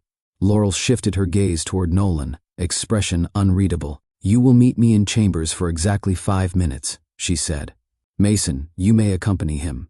This will be off record to address the breach of protocol." Mason nodded quickly. "Yes, Your Honor." Nolan exhaled shakily. Relief and fear tangled together. Laurel stood, gathering her notes. Her robe moved with restrained elegance as she walked toward the door leading to her chambers. Just before she exited, she paused briefly, her back to the courtroom. She didn't turn around. She simply steadied herself, breathed once, and disappeared behind the door. The bailiff announced, "All rise." But no one in that room rose because of procedure. They rose because they sensed something monumental had just shifted. A collision was coming, a reckoning, and the first blow would fall behind closed doors. The hallway behind the courtroom was quiet, the kind of quiet that carried tension like a held breath. Laurel walked ahead of the attorneys and Nolan, each step sharp and controlled. Her robe swayed gently behind her, but her hands were stiff, her posture rigid. She looked steady, but inside her chest, everything churned. She pushed open the door to her chambers and stepped inside. The room was modest, shelves stacked with legal texts, a framed certificate from Columbia Law, a small plant Hope convinced her to keep alive, and a desk kept orderly with only the essentials. It was warm but professional, personal but restrained. Laurel took her seat behind the desk. She didn't invite anyone to sit. Nolan walked in slowly, followed by Mason, who immediately sensed this wasn't a conversation he should interfere in. Laurel clasped her hands together, knuckles pale, and spoke with the clear authority she had earned. "This is an off-record, temporary meeting to address your breach of courtroom protocol. Nothing more." Her voice didn't shake. Her eyes were focused. Her tone was controlled. But Nolan could see the tension beneath the surface. He had known her too well, once upon a time. He cleared his throat softly. I'm sorry, Your Honor." "Apology noted," Laurel said. "Sit." Nolan sat. Mason hovered awkwardly behind him, unsure where to stand or how to breathe. Laurel folded her hands. "Mr. Whitford, you called me by my first name during open court, which is unacceptable. It disrespects the institution and risks compromising the integrity of this case." "I didn't mean to disrespect the court," Nolan said quietly. I needed to speak with you." "You had 8 years, Laurel replied. The sentence hit him like a blow. She didn't raise her voice. She didn't tremble. She simply stated the truth. 8 years. 8 years without closure. 8 years without answers. 8 years without him. Nolan bowed his head. "You're right." Mason shifted uncomfortably, then whispered, "Your Honor, if this isn't appropriate." Laurel lifted one hand slightly. "Mr. Lee, you may wait outside." Mason exhaled with relief and stepped out quickly. When the door closed, the silence thickened. Nolan was alone with the woman he broke, and this time he couldn't run. Nolan took a deep breath. "Laurel, I'm not here to argue anything related to the case. I swear I'm not." "Good," she replied, "because you are not permitted to. He swallowed hard. "I need to say what I should have said years ago." Laurel's jaw tightened, but she remained poised. "Go on." "I didn't leave because I stopped loving you," Nolan said. "I left because I was terrified.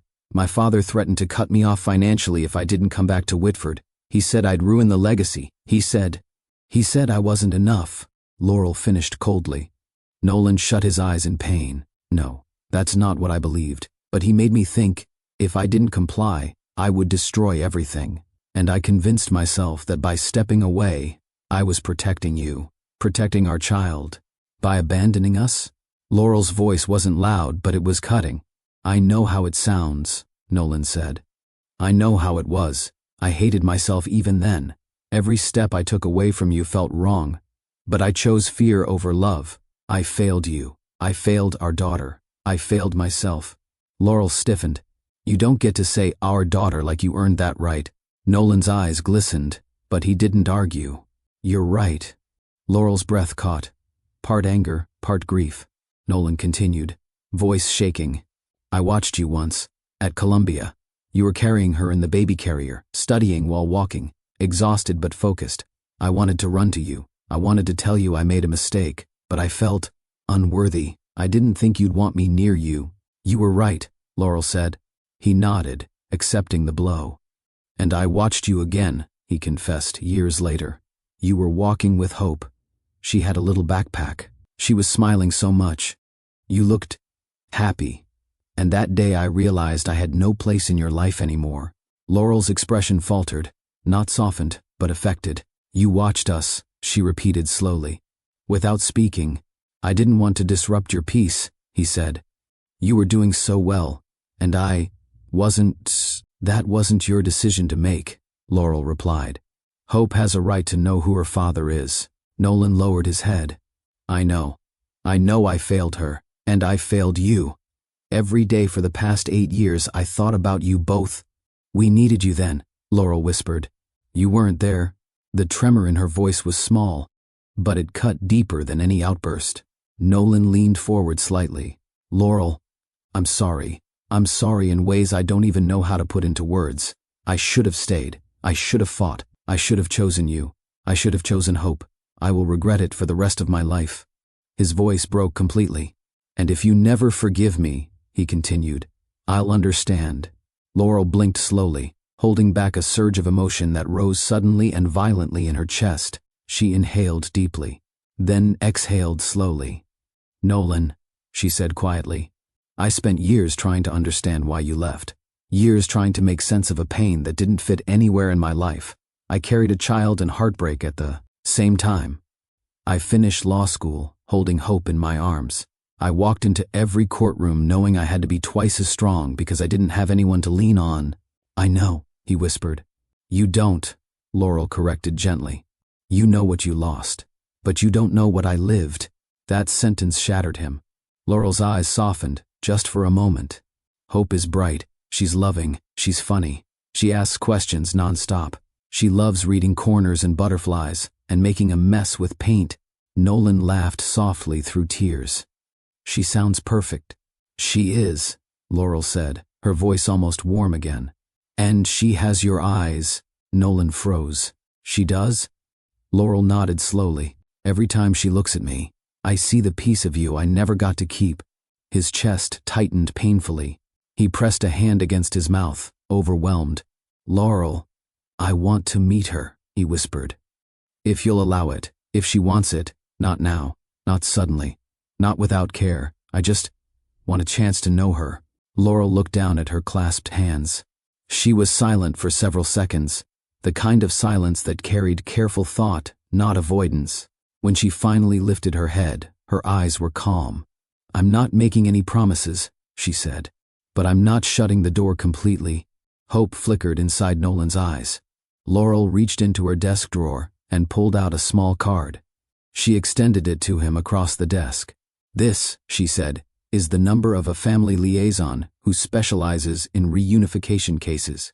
If I decide the timing is right, everything will go through her. Nolan took the card with both hands, as if it were fragile, as if it were sacred. Thank you, he whispered. This does not make us friends, Laurel added. I know. This does not erase the past. I know. This does not guarantee a future. I know, he repeated, softer. But it's more than I deserve. Laurel exhaled slowly. Your 5 minutes are up. Nolan stood, legs unsteady. He glanced at her once more, his eyes full of guilt and something else, something like hope, but bruised. Laurel, he said again, barely above a breath. Thank you for hearing me. She didn't respond. She didn't need to. Mason re-entered briefly, saw Nolan's face, and realized something profound had happened. Let's go, Nolan whispered, brushing past him. They stepped out into the hallway. Nolan leaned against the wall, closing his eyes, breath trembling. He felt cracked open, not destroyed, but exposed.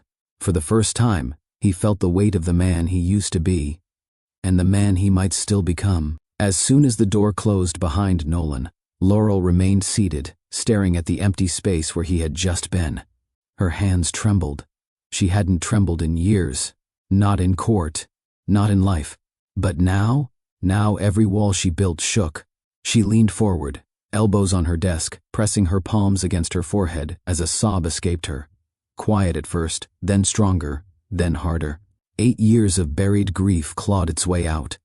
Heartbreak, anger, loss, love, confusion, all of it slammed into her at once. Tears slipped through her fingers. Her breath hitched. She cried not because she was weak, but because she was human. After several minutes, she sat up, wiped her face, inhaled slowly, and exhaled with purpose. She straightened her robe, adjusted her collar, rolled her shoulders back. When she finally stood, her face held peace, not the peace of forgetting, but the peace of release. She checked her reflection briefly. Calm, professional, controlled. Judge Laurel Jackson again. She opened the door to return to the courtroom. A new chapter had begun. The courtroom felt colder when Laurel stepped back inside.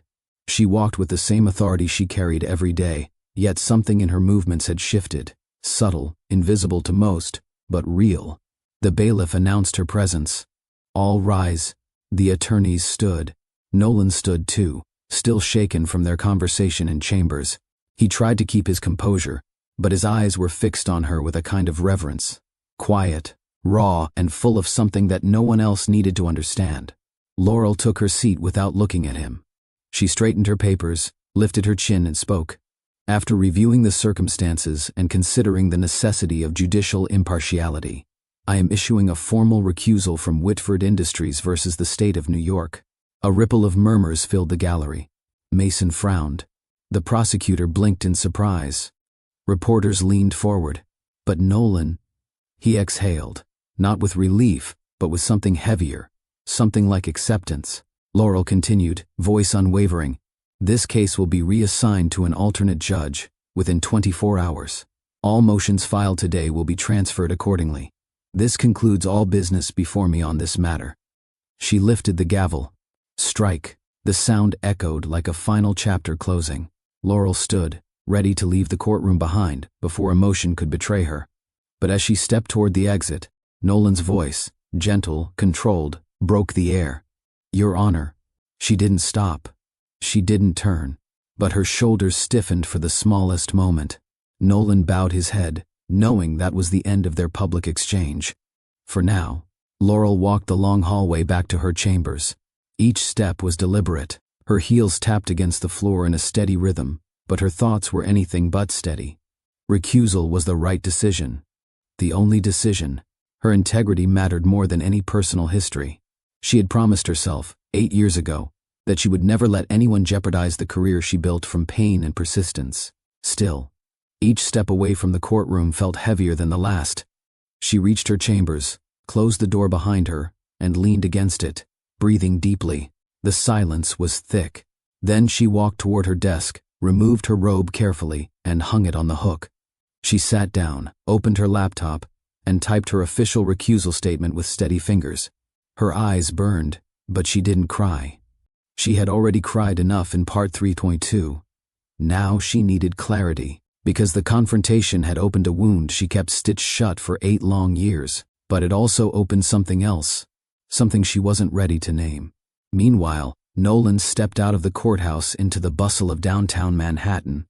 The air hit him harder than he expected, cool against the heat of everything stirring inside him. He stood near the steps, watching people pass, attorneys, witnesses, journalists, strangers. He felt their movement around him, but he wasn't part of it. He was suspended in his own universe. He pressed one hand against the railing, breaths slow but uneven. Judge Laurel Jackson. Laurel. His Laurel. He said her name in his head again and again, not in possession, but in recognition. The woman he once loved was no longer the woman he left. She was stronger now, sharper, more powerful than he ever imagined. And she wasn't waiting for him, wasn't longing for him, wasn't looking back. She had rebuilt herself without him, yet she had listened. She had let him speak. She had given him a chance to apologize, and she had handed him a card, small, simple, yet heavy with meaning. A door that wasn't open, but wasn't locked either. Nolan held the card between his fingers now, reading the printed name of the family liaison again and again. It trembled slightly in his grasp. Hope, he whispered. Just saying her name felt unreal, like tasting something he had feared touching for years. He imagined her, tiny hands, curious eyes, a laugh that echoed Laurel's warmth. He imagined what she might think of him. He imagined what she might ask. Where were you? Do you love me? Why did you leave? He closed his eyes. I'll be better, he whispered to himself. I have to be better.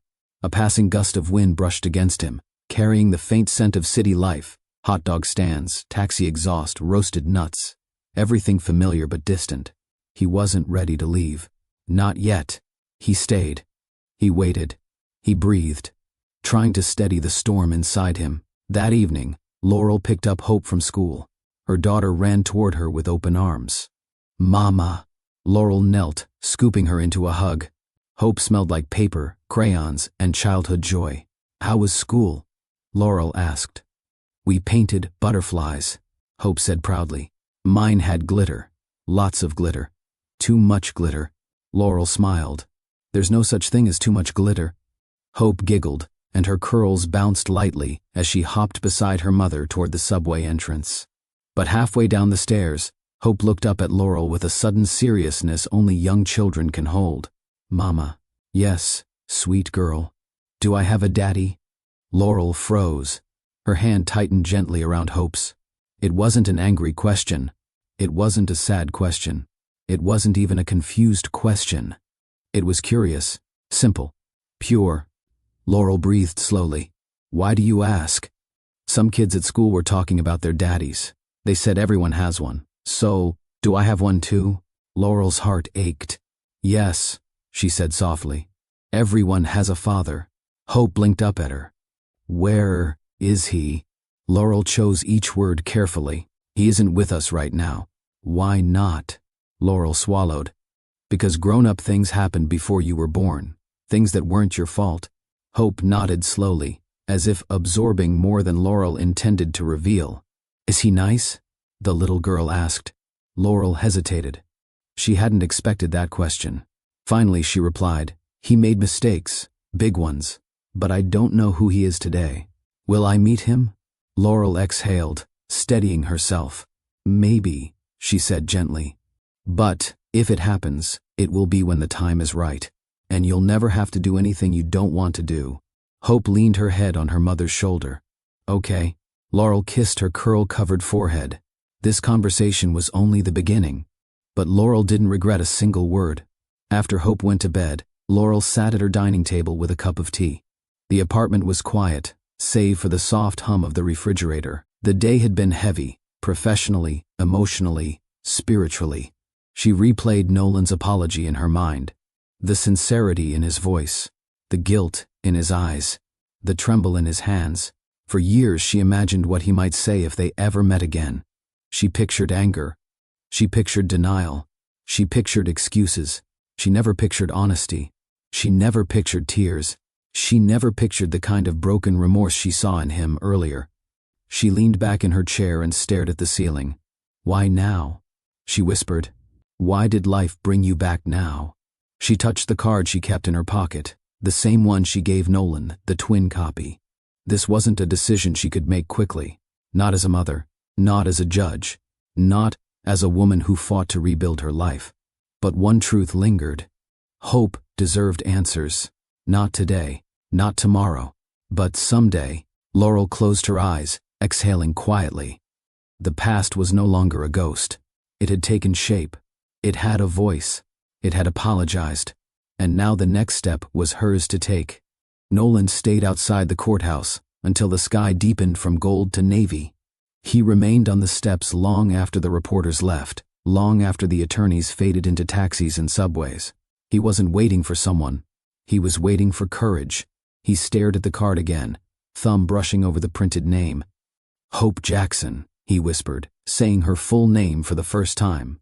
His daughter, the child he abandoned, the child he longed to know. The child he feared would hate him. But now, he had something he didn't expect. A chance. Not a promise. Not a guarantee. But a chance. He lifted his face toward the night sky. "What do I do now?" he whispered. There was no answer. Just the sound of traffic, horns, footsteps, life moving forward. But for the first time in years, Nolan stepped off the courthouse stairs feeling something other than guilt. He felt possibility. Before we continue, let me ask you, the viewer, do you believe in second chances, or are some doors better left closed? Share your thoughts in the comments below. The morning Nolan was scheduled to meet Hope felt heavier than any board meeting, court appearance, or public speech he had faced in his entire life. He woke before sunrise, pacing his penthouse like a man preparing for a moment that mattered more than breathing. He had ironed his shirt 3 times. He had checked his watch 15 times. He had rehearsed simple sentences like, "Hi, Hope. It's nice to meet you. You look beautiful today." But every time he practiced, his voice cracked. There was no rehearsal for this. On the kitchen island sat a bouquet of soft pink tulips, Laurel's favorite. Next to it rested a medium-sized teddy bear with a stitched heart on its chest. Nolan picked it up again, smoothing its fur nervously. "She's 5, he whispered to himself. Kids like teddy bears, right? Then he remembered he had no idea what kids liked. He didn't know what their favorite colors were, or how they expressed excitement or fear. He didn't know what Hope found funny, or what made her shy. He didn't know anything about his own daughter. That reality hit him hard. He exhaled shakily, set the bear down, and grabbed the flowers. He checked himself in the mirror once more, not out of vanity, but fear.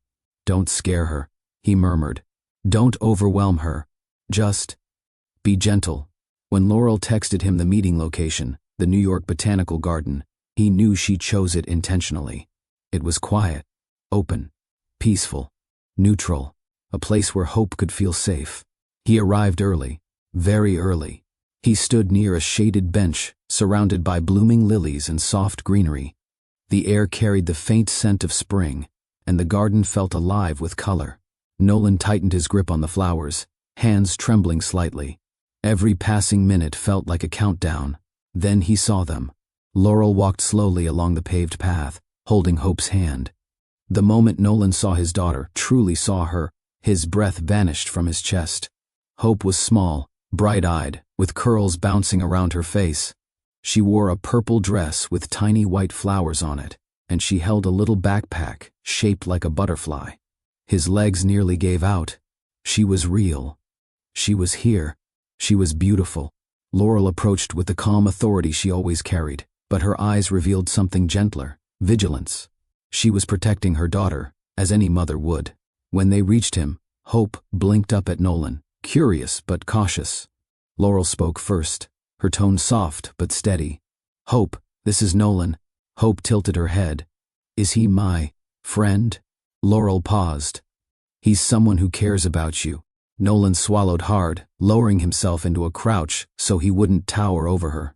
"Hi, Hope," he said, voice trembling despite his best effort. "I'm really happy to meet you." Hope studied him for several seconds, her small eyes scanning his face with the open honesty children possess. Nolan held his breath, letting her look, letting her observe without pressure. Then she noticed the teddy bear in his hand. Her eyes brightened. "Is that for me?" Nolan nodded quickly.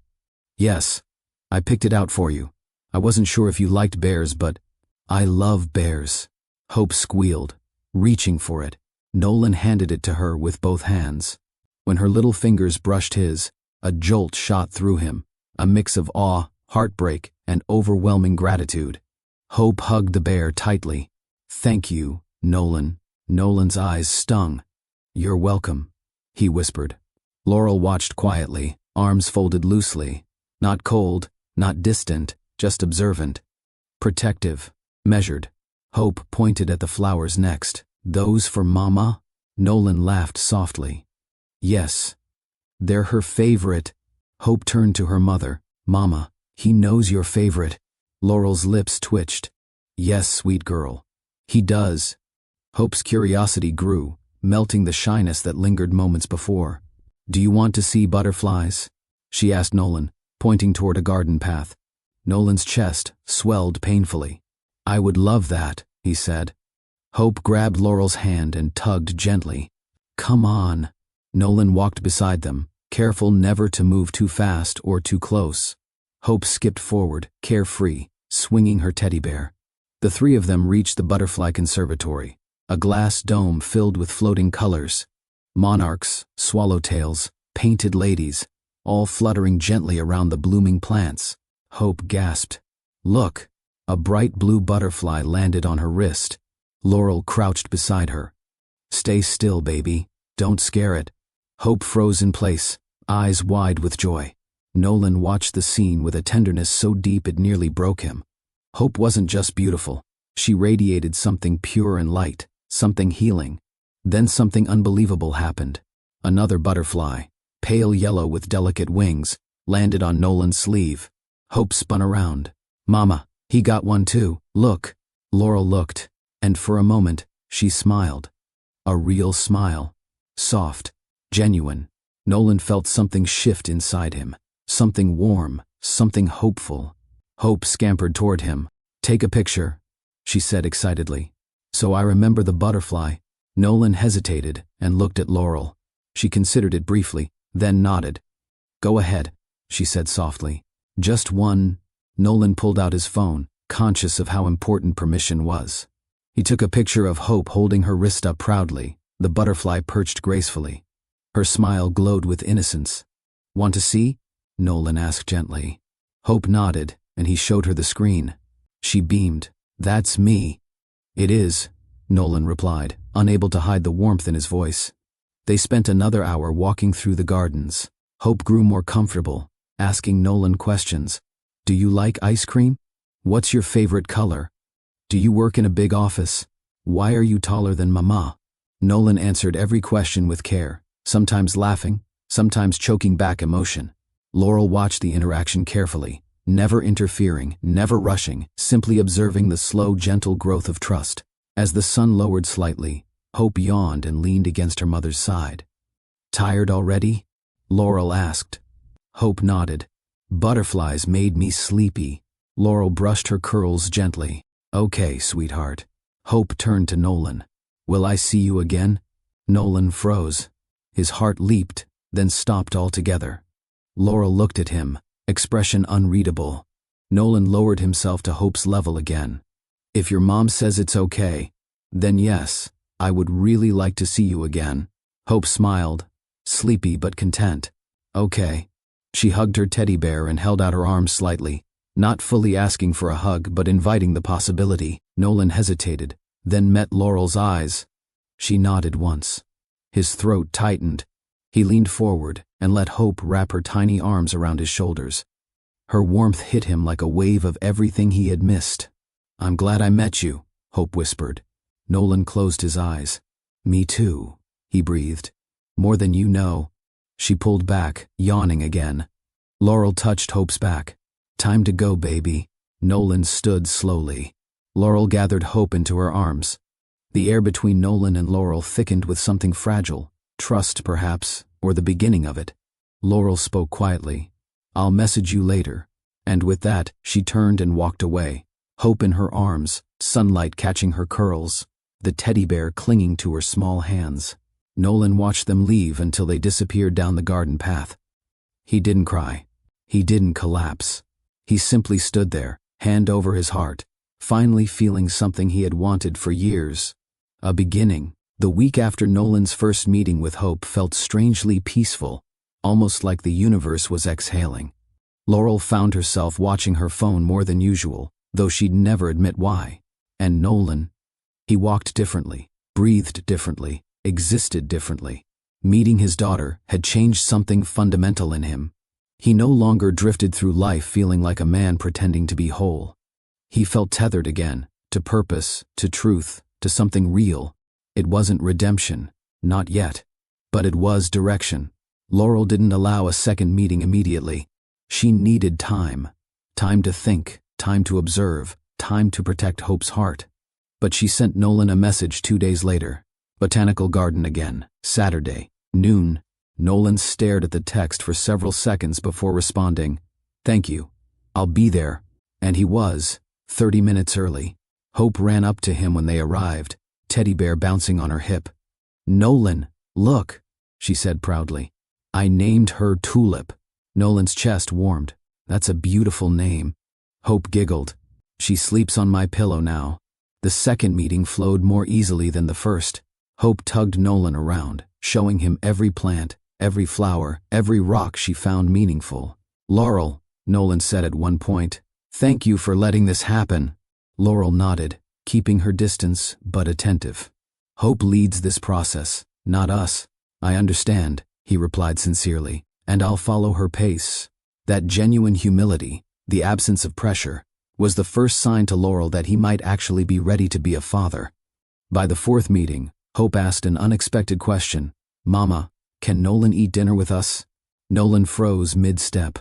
Laurel paused too, caught off guard. "Dinner?" Laurel repeated carefully. Hope nodded enthusiastically. "Yes, I want him to try Grandma's chicken." Laurel exhaled softly, then turned to Nolan. "Would you be comfortable with that?" Nolan nearly smiled for the first time that day. "I would be honored." Dinner was scheduled for the following Thursday at Laurel and Esther's home in Harlem.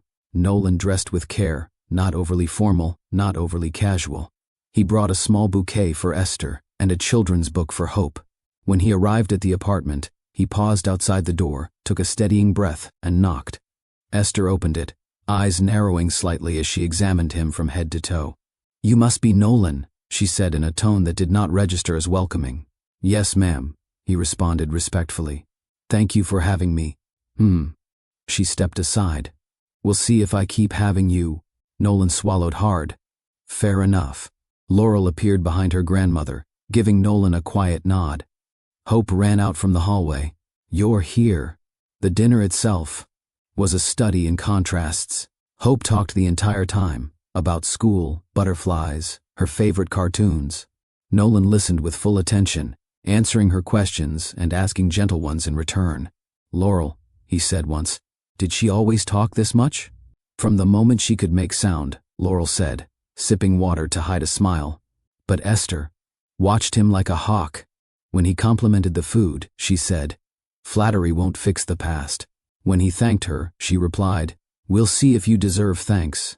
When he helped Hope with her vegetables, she raised an eyebrow and muttered, But at the end of the night, something small shifted. Hope ran up to Esther, hugging her leg. "Grandma, Nolan can come again, right?"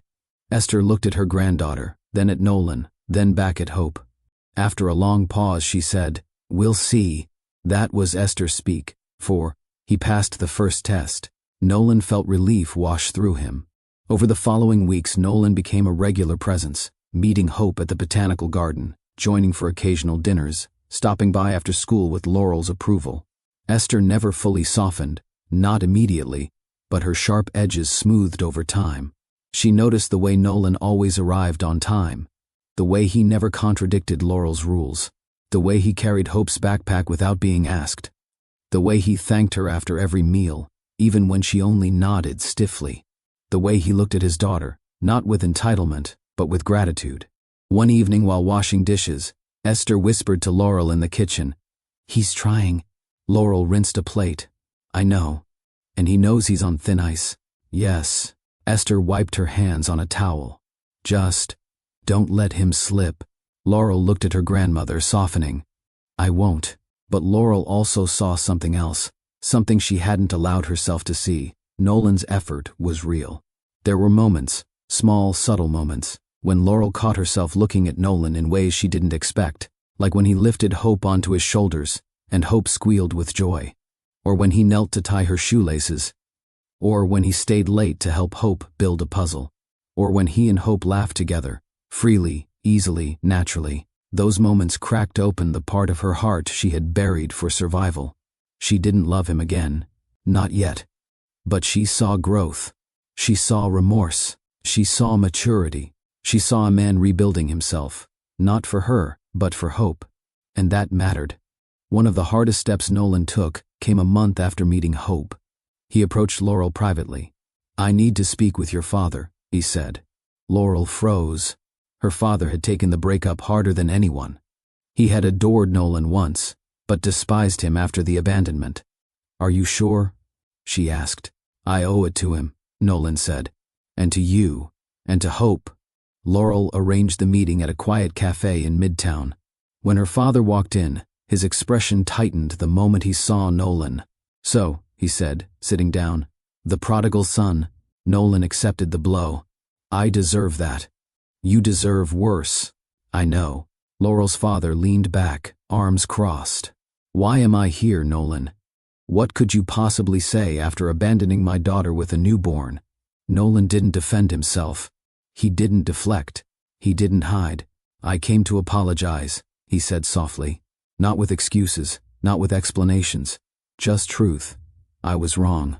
And I'm sorry." Laurel's father stared at him, stunned by the simplicity. Nolan continued. "I failed her. I failed Hope. I failed myself. But I'm trying to do one thing right now. Be present. Be honest. Be the father Hope deserves." Her father didn't break, but his eyes softened, just slightly. "Don't hurt them again," he said. "I won't," Nolan whispered. "For your sake, I hope that's true." When they parted, Laurel's father placed a hand briefly on Nolan's shoulder. It wasn't forgiveness, but it wasn't hatred anymore. It was acknowledgement.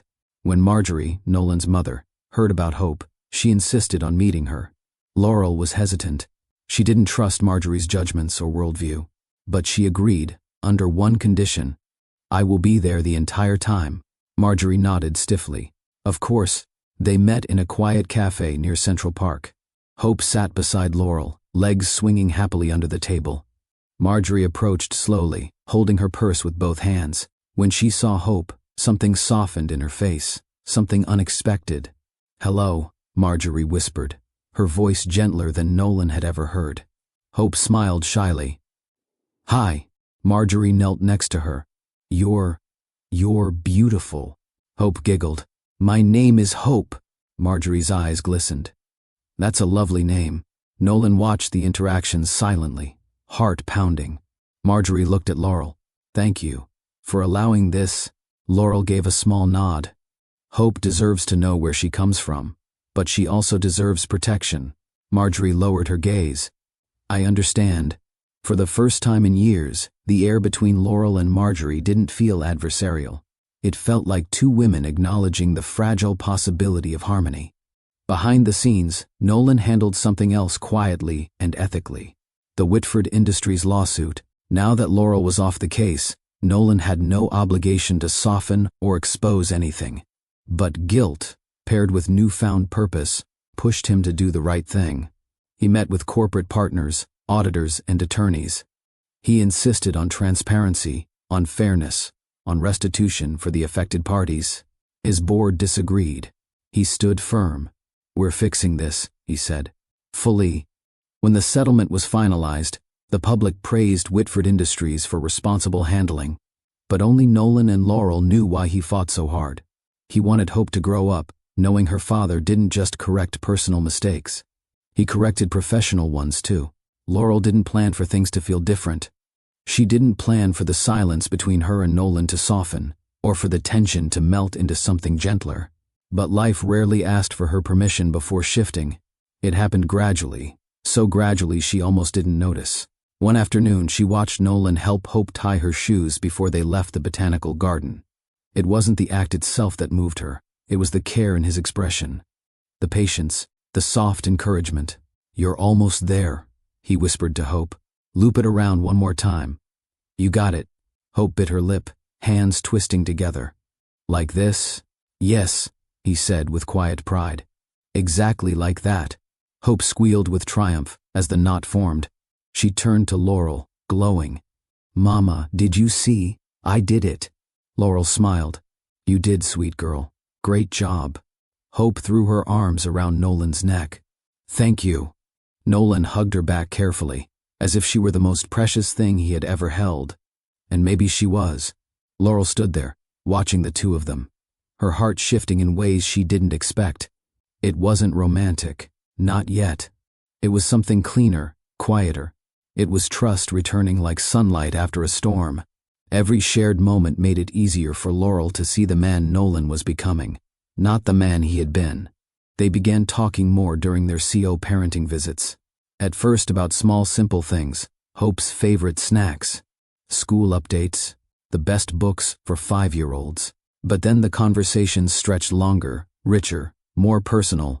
How was your day at court? Are you getting enough rest? How are you balancing everything? Do you need help with anything? Laurel would sometimes catch herself smiling, genuinely, during one of their exchanges.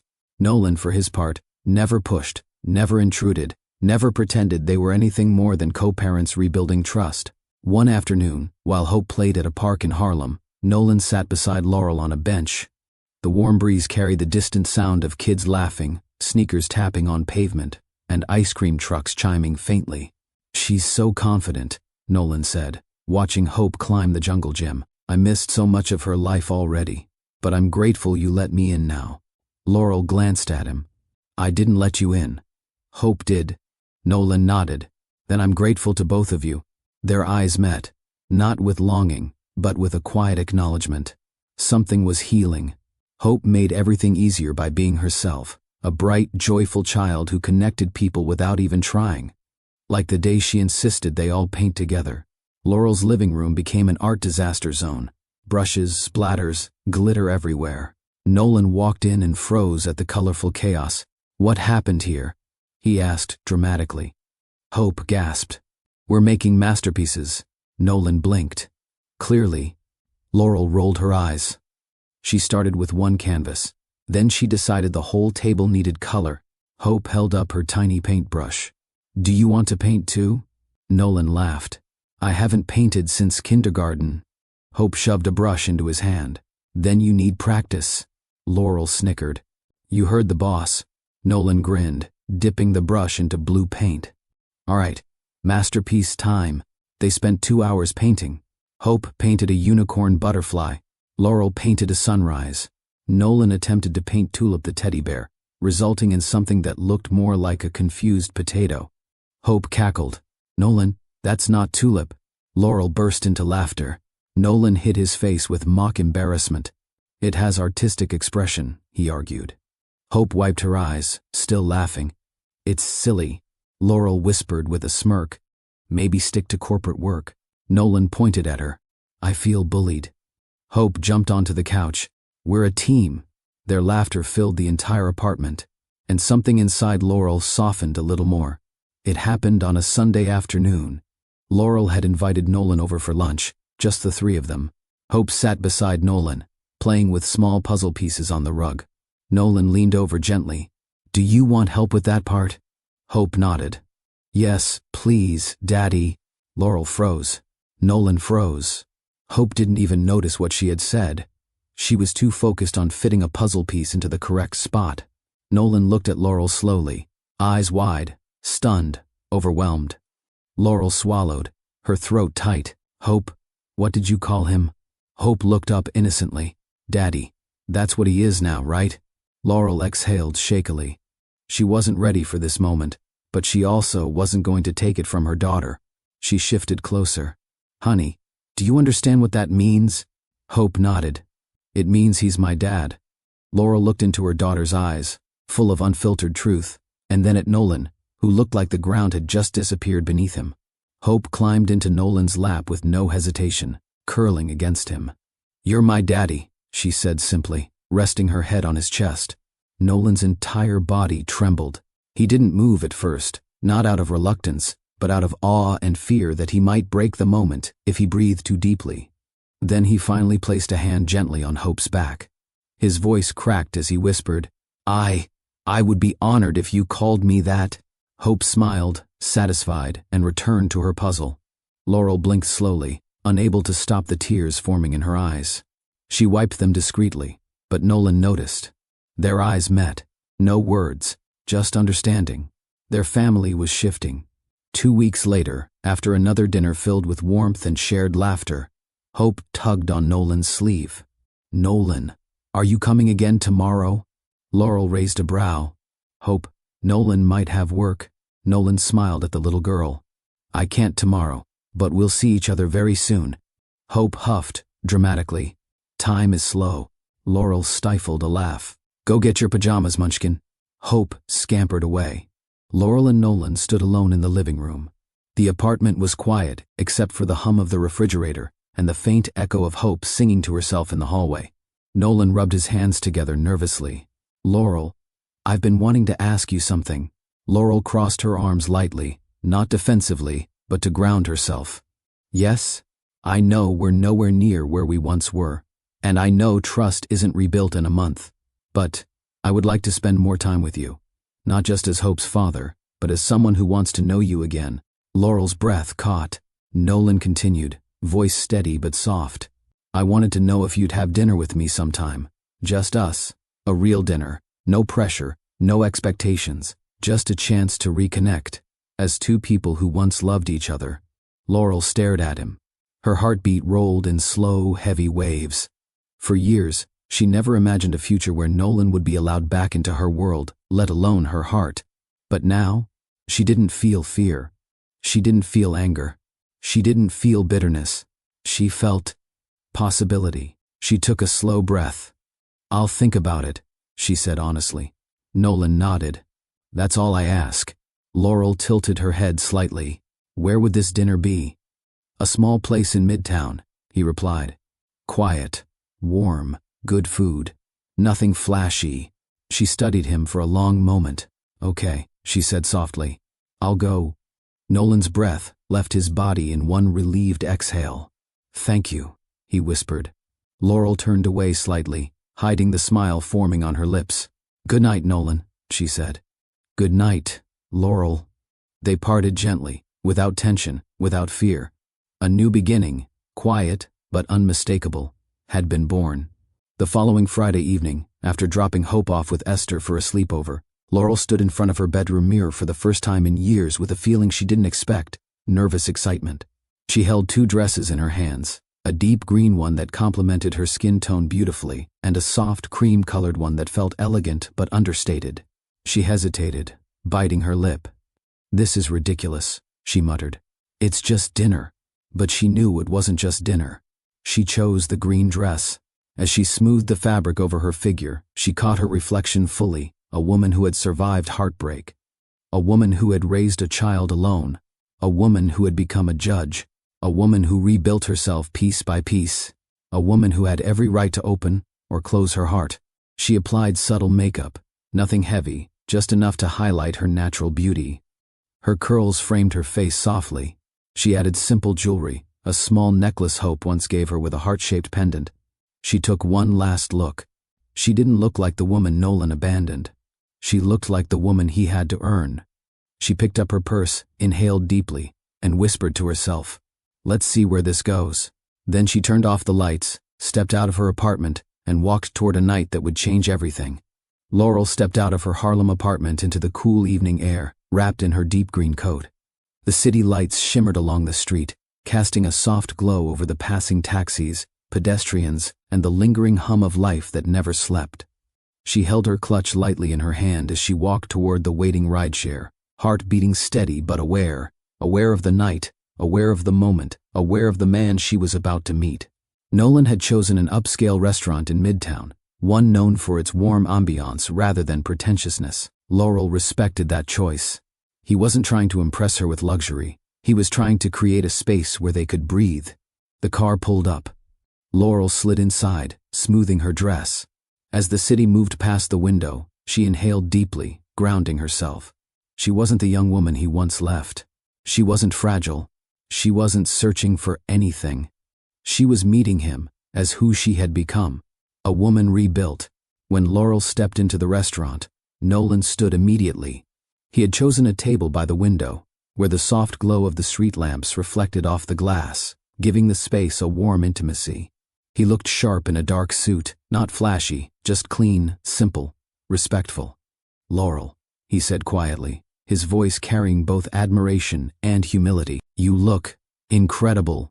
She offered a polite smile. "Thank you." He pulled out her chair. She accepted the gesture without commenting, settling into the seat. For a moment, silence hovered, not awkward, just full of cautious anticipation. The waiter approached, and Nolan gestured for Laurel to order first. She chose a salmon dish with roasted vegetables. Nolan ordered a steak. When the waiter left, the two of them sat facing each other, the candlelight casting soft shadows between them. They weren't strangers, but they weren't familiar either. They were somewhere in between, a territory both delicate and hopeful. Nolan rested his hands on the table, fingers intertwined. "I want tonight to be honest," he said. "No pretending. No avoiding things that matter." "That's a good place to start," Laurel replied. He nodded slowly. "There are things I need to say, not because I expect you to forgive me, but because honesty is the least I owe you." Laurel waited, expression steady. Nolan exhaled. "When I left you 8 years ago, I thought I was protecting you. I know now how wrong that was. I acted out of fear. Fear of failing as a husband, fear of raising a child without financial security, fear of disappointing my father. I let that fear guide my choices, and those choices hurt you in ways I can't undo." Laurel kept her gaze on him.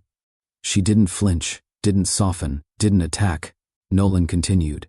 "I've spent years trying to rebuild myself, but nothing humbled me more than seeing you as a judge, seeing who you became without me.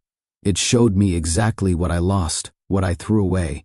He paused, throat tightening. "And meeting Hope, that changed everything.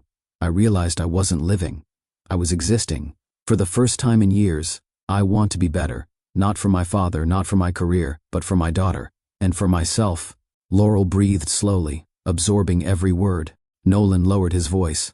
"I'm not asking for a second chance tonight. I'm asking for honesty between us. Whatever happens after that, I'll accept." Laurel shifted slightly, feeling the power of words she had once prayed to hear. They came too late to change the past, but not too late to shape the future. Laurel placed her napkin on her lap, then rested both hands gently on the table.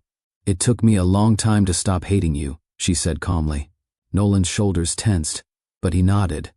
"I hated you for leaving. I hated you for missing Hope's birth. I hated you for missing her first steps, her first words, her first day of school. I hated you for making me carry heartbreak while carrying a child, and I hated you for making me believe I wasn't worth staying for." Nolan closed his eyes briefly, every word landing like a stone. "But," Laurel continued, "I also learned something through all of that. I learned that I am stronger than I ever knew. I learned how to love my daughter with every part of me, and I learned how to build a life that didn't depend on you or your family or any man." She paused. "Hope saved me. She gave me strength when I had none, and every day that I pushed myself, through school, through work, through motherhood, I realized I wasn't rebuilding for you. I was rebuilding for her." Nolan opened his eyes, looking at her with profound respect. "I don't need you to fix the past," Laurel said softly. "I just need you to respect the life I built without you. If we move forward, whatever that means, it must be with honesty, consistency, and mutual respect." Nolan nodded, swallowing deeply. "I understand." Laurel held his gaze. "And if you ever walk away again," she added, "I won't let you back this time." The message wasn't a threat. It was truth, clear, firm, and unwavering. The waiter brought their plates, breaking the emotional tension. As they began eating, the conversation shifted, naturally, gently. They spoke about Hope's quirks, her obsession with glitter, her newfound love for puzzles, the way she narrated every moment of her day. Laurel shared stories from the courtroom, funny ones, frustrating ones, moments where justice surprised her. Nolan shared moments from therapy, moments he had been ashamed of, moments he had avoided for years, and slowly, the air between them softened. They weren't reliving the past, they were acknowledging it, letting it breathe, letting it settle, letting it stop defining them. By dessert, Laurel found herself laughing, a soft, genuine laugh she hadn't shared with Nolan in nearly a decade. Nolan smiled gently. "I missed that sound." Laurel looked down, embarrassed but warmed. When they left the restaurant, the night air felt cooler, brushing softly against Laurel's cheeks. The streetlights cast a warm glow along the sidewalk. Nolan walked beside her, not too close, not too far. A respectful distance, a waiting distance, but their steps synced naturally. Laurel crossed her arms against the breeze. Nolan immediately removed his jacket. "You don't have to," she began. "I know," he said, draping it over her shoulders anyway. "But I want to." Laurel felt the warmth of the fabric, the faint scent of his cologne lingering on it. She didn't remove it. They walked slowly toward the corner where her car waited. Halfway there, Laurel stumbled slightly on a crack in the sidewalk. Nolan's hand shot out instinctively, catching her elbow. "You okay?" he asked, concern filling his voice. Laurel steadied herself. "Yes." Just misjudged the step. He didn't let go immediately. His touch wasn't possessive. It wasn't forceful. It was gentle reassurance. Laurel looked up. Their eyes met. Held. Stayed. A soft tension unfurled between them. Quiet, cautious, but undeniably real. After a long moment, Laurel gently pulled her arm back, feeling something flicker inside her chest. Nolan cleared his throat. "Thank you for tonight. I know it wasn't easy." Laurel nodded. "It wasn't hard either." He exhaled, a soft, hopeful sound. The rideshare pulled up. Nolan opened the door for her. "Good night, Laurel," he said quietly. "Good night, Nolan." She stepped inside, and as the car pulled away, she found herself glancing back. He was still standing there, hands in his pockets, watching her leave with an expression she couldn't fully interpret. Admiration, regret, hope. Something like love, rebuilt, patient, mature. Laurel pressed her fingers to her lips, steadying her breath. She wasn't falling. She wasn't rushing. But she felt something opening inside her, slowly, softly, like a flower in early spring. And she didn't stop at this time. The week following their second first date unfolded in a way neither Laurel nor Nolan expected. Life didn't dramatically shift overnight, but something subtle and steady settled between them. Something warm, something hopeful, something neither dared name yet. Laurel found herself replaying small moments from the date, the sincerity in Nolan's eyes, the honesty in his words, the way he didn't try to rush anything. And Nolan replayed the warmth in Laurel's laugh, the softness in her expression when she listened to him, the grace she carried in every movement. They didn't rush into another date immediately. Laurel had work. Nolan had meetings. Hope had school and a birthday party weekend with her friends. But small messages passed between them. Hope asked about you today. Did she finish the puzzle? Yes. She wants to show you. Tell her I'm proud of her. And one from Laurel that surprised both of them. I enjoyed dinner. Nolan stared at that message for almost a full minute before replying. Me too. Thank you. It wasn't romantic. It wasn't a declaration, but it was honest. And honesty was the foundation of anything worth rebuilding. Friday evening, 1 week after their date, Nolan received a text from Laurel. Are you free tomorrow morning? Hope wants you to come to her dance class showcase. Nolan nearly dropped his phone. He typed back instantly. Yes, absolutely. What time? Laurel sent the details. The next morning, Nolan arrived early, sitting quietly in the back of the small auditorium. Parents chatted, siblings ran around, and the air buzzed with excitement. Laurel sat beside him, neat and composed as always, while Hope, wearing a tiny pink dress and the brightest grin, waved at them from the stage. She looks so proud, Nolan whispered. She practiced all week, Laurel replied softly. When Hope began her performance, wobbly, enthusiastic, utterly joyful, Nolan felt something inside him melt. He clapped the loudest when she finished, and Hope ran straight into his arms afterward. Daddy, did you see me? She squealed. Nolan lifted her. I saw everything. You were perfect. Laurel watched them, father and daughter, her heart steady, open, vulnerable in a way she didn't fight anymore. When Hope ran off to play with her classmates, Nolan turned to Laurel. Can I take you two to brunch? He asked. Laurel hesitated for a breath, then nodded. Yes, that sounds nice. Brunch was gentle and warm, filled with endless Hope chatter, shared plates, and the kind of laughter that felt like a homecoming. After dropping Hope at Esther's house for the afternoon, Laurel and Nolan stood outside together. This morning meant a lot to me, Nolan said quietly. Thank you. Laurel nodded. It meant a lot to her too. They stood in silence for a moment. Then Nolan asked in a soft voice, Would you have dinner with me again? Just us? Laurel looked at him, really looked, and she nodded. Yes, I would. What Laurel didn't know was that after she went inside her grandmother's house, Nolan remained on the sidewalk, hands in his pockets, breathing deeply. He had been sure for months, long before Laurel allowed herself to see him clearly again. But last night's dinner? And today's dance showcase? Something settled in his heart with absolute clarity. He loved Laurel. He always had. But now he loved her with maturity, with humility, with steadiness. He loved her as a man who finally understood what love required. He wanted to propose, not out of guilt, not out of desperation, but out of genuine devotion and the desire for a future he was finally ready for. He stepped into a small private jeweler later that afternoon. The jeweler brought out several rings, diamond-heavy, elaborate, attention-grabbing. None of them felt right. "Laurel doesn't need a ring that shouts," Nolan said gently. "She needs a ring that speaks." The jeweler nodded and brought out a velvet box with a delicate ruby surrounded by small diamonds. Elegant, bold, meaningful. Nolan's breath hitched. "That one," he said immediately. "She deserves something beautiful, not something loud." He purchased it without hesitation. The plan began forming in his mind. Not grand, not public, not spectacle. Just intimate, real. A moment meant only for them. Nolan chose a quiet rooftop restaurant overlooking the city, one with soft live music, low lighting, and a panoramic view that made the night sky feel close enough to touch. Laurel arrived in a dark blue dress that shimmered gently in the moonlight. Nolan stood as she approached, unable to stop the soft smile spreading across his face. "You look amazing," he said quietly. "So do you," she replied, sitting across from him. The dinner was easy, warm, flowing with natural conversation. They talked about hope, about court cases, about Nolan's efforts with therapy, about Laurel's future plans. "Have you ever thought about teaching?" Nolan asked. Laurel raised an eyebrow. "Teaching law?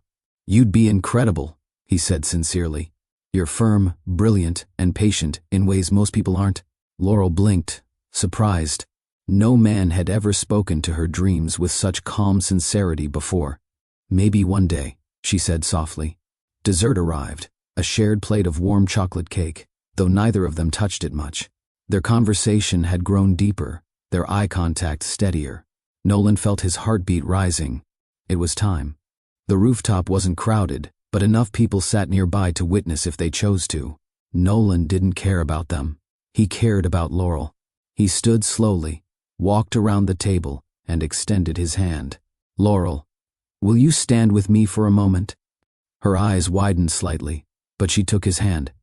He led her a few steps toward the railing, where the city stretched behind them in shimmering streams of light.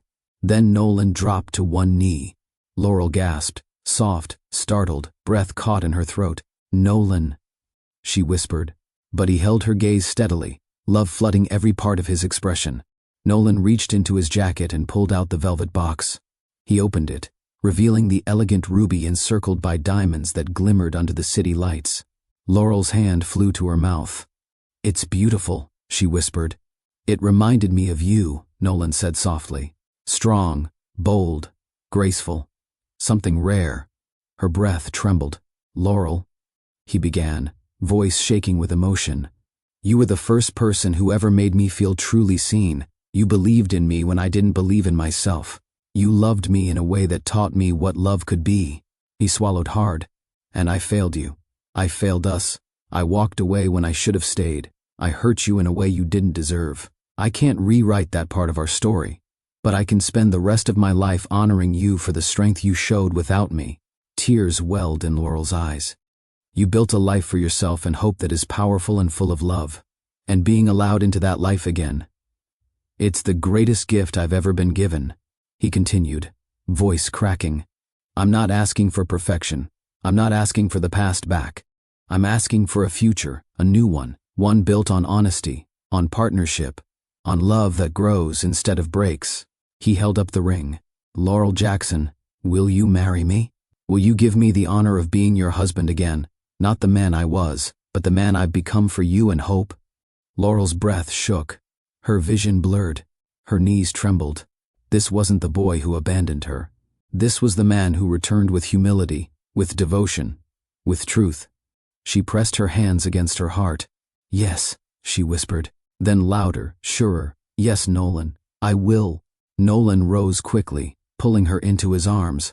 Laurel's hands framed his face as she kissed him, slow at first, then deepening with a mixture of relief, love, and redemption. It wasn't the fiery kiss of youth.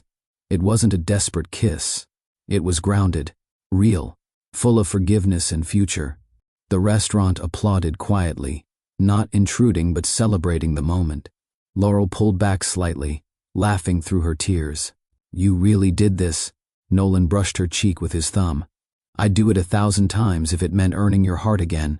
She leaned into him, forehead touching his. For the first time in years, she felt complete. Hope had her father. She had her partner. Their family, once shattered, was whole again. As they stood on that rooftop, wrapped in the city's glow, Laurel realized something. Second chances weren't about forgetting the past. They were about building something stronger on top of it. And she was ready. They both were. Before we continue to their new beginning, what would you do if love returned years later? Would you give it another chance? Share your thoughts in the comments. The morning air of New York carried a gentle chill, the kind that hinted at winter without fully committing to it. Laurel stood in front of her bedroom mirror, adjusting the soft ivory dress she had chosen for the ceremony. It wasn't elaborate. She didn't want elaborate. She wanted honest, elegant, simple. Her curls framed her face naturally, and she wore only a touch of makeup, enough to highlight her beauty, not alter it. She glanced down at the small bouquet on her dresser, white flowers Hope had chosen herself. "Mama," Hope called from the hallway, her little voice bubbling with excitement. "Are you ready? They're waiting!" Laurel smiled, her heart swelling at the sound. She opened the door and found her daughter standing proudly in her flower girl dress, a soft pink dress with tiny embroidered petals. Hope beamed and twirled once, her braids decorated with white ribbons. "How do I look?" Hope asked. "Beautiful," Laurel said, kneeling to adjust the ribbon on her daughter's dress. "You're perfect." Hope grinned. "Daddy said the same thing." Laurel felt warmth spread through her chest. Hearing Hope say Daddy without hesitation had become one of the greatest joys of her life. She stood, took a breath, and whispered to herself, "This is the beginning of something new." City Hall wasn't crowded that morning. Just a few couples, a handful of relatives, and a few photographers wandering the hall. The building buzzed softly with life, its marble floors reflecting the sunlight that streamed through tall windows. Nolan stood near the entrance, wearing a clean charcoal suit. It didn't matter how expensive the suit was. What mattered was the expression he wore, open, humbled, deeply moved. When he saw Laurel walking toward him, everything inside him faltered for a moment. His breath caught, his shoulders softened, and his eyes warmed in a way that spoke volumes without a single word. "You look breathtaking," Nolan said, voice low and gentle. Laurel smiled. "You clean up pretty well yourself." Hope ran ahead, grabbing each of their hands and pulling them closer. "It's time. Come on." Nolan laughed softly. "Yes, Captain." They walked toward the clerk's desk together, 3 people moving as one. Inside the ceremony room, the space was intimate. No dramatic decorations, no extravagant flowers, just the soft hum of a heater, the faint rustle of papers, and the warm glow from the ceiling lights. Esther sat in the front row, hands folded, eyes brimming with pride. Laurel's father sat beside her, stern, quiet, but softened in a way no one had seen in years. Marjorie sat on the opposite side, holding tissues already, trying to maintain her composure. The clerk addressed them. "We are gathered here today to join Laurel Jackson and Nolan Whitford in marriage once again. This ceremony is a reminder of the power of love, forgiveness, and the courage it takes to rebuild." Nolan reached for Laurel's hands. She gave them willingly. The clerk continued. "You have written your own vows." Laurel inhaled slowly as Nolan began. "Laurel, 8 years ago, I walked away from something I didn't understand how to cherish. I made a choice that created harm I can never erase. But the woman standing before me now, the judge, the mother, the survivor, the leader, you showed me what true strength looks like." Laurel's eyes glistened. "You taught me how to be a father. You taught me how to be a man. But most of all, you taught me that forgiveness is not weakness, it's courage." He paused, voice trembling. "I promise to show up every day with honesty. I promise to protect the peace you built. I promise to love Hope with every part of me. And I promise to love you, not with fear, not with uncertainty, but with the steady devotion you deserve." He gently lifted her hands. "This time, I don't just choose you, I honor you. Laurel swallowed hard, steadying her breath. Nolan, she began softly. When I lost you, I lost more than a partner. I lost a future I believed in. But I found something deeper. I found myself. Esther dabbed her eyes. I became a mother, a law student, a prosecutor, a judge. I became a woman who could stand on her own. And meeting you again, I was afraid that history would repeat itself, afraid that letting you in would reopen wounds. She paused, eyes warm. But you didn't come back as the man who left. You came back as the man you worked hard to become. Accountable, patient, present. Nolan's breath wavered. I promised to walk beside you, not behind you. I promised to raise our daughter with love and unity. I promised to speak honestly even when it's difficult. And I promised to build a life with you that is grounded in truth, compassion, and forgiveness. She squeezed his hands. I choose this new beginning. I choose us. The clerk nodded. May the rings be presented. Hope stepped forward, holding 2 small velvet boxes. Her smile stretched from cheek to cheek. Here you go, Mama. Here you go, Daddy. Laurel laughed softly, taking her ring. Nolan took his. Laurel slid the ring onto Nolan's finger. Simple silver, elegant, meaningful.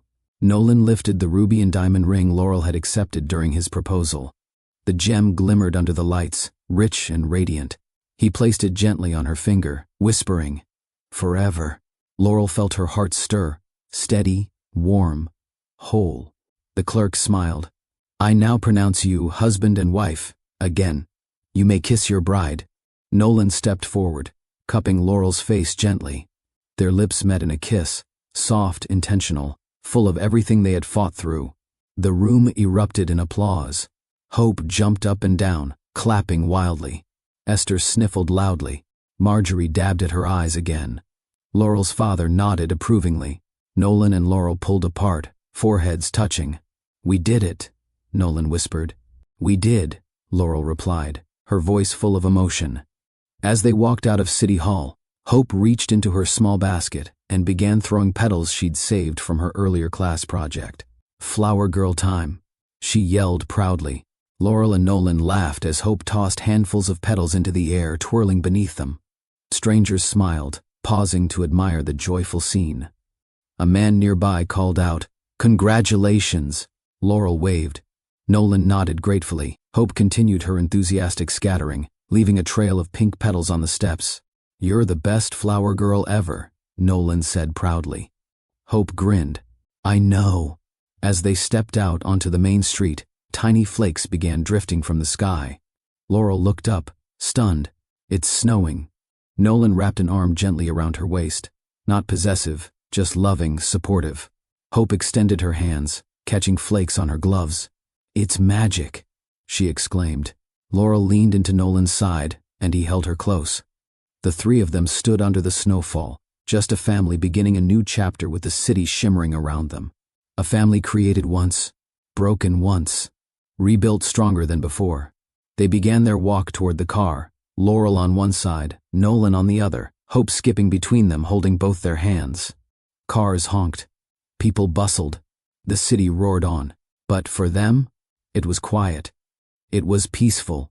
It was everything they had earned. Hope swung their hands as she skipped. Where are we going now? She asked. Laurel smiled. Home. Nolan looked at Laurel. Home. He echoed softly. Their steps synced. Their hearts synced. Their lives synced. As the snowfall continued, a message settled gently over their journey. Betrayal does not define a life. Heartbreak does not end a story. Forgiveness is not weakness. Resilience is power. And love, true love, sometimes requires starting over. Laurel and Nolan didn't find perfection. They found growth. They found truth. They found their way back, not because time healed everything, but because they healed themselves. And hope. Hope was the proof that love can survive anything when nurtured with care. Thank you for watching Mr. Michael's Stories. If this journey touched your heart, please like, comment, share, and subscribe. It helps us reach more people who love stories about faith, family, redemption, and second chances. Tell us below, do you believe love can return stronger the second time?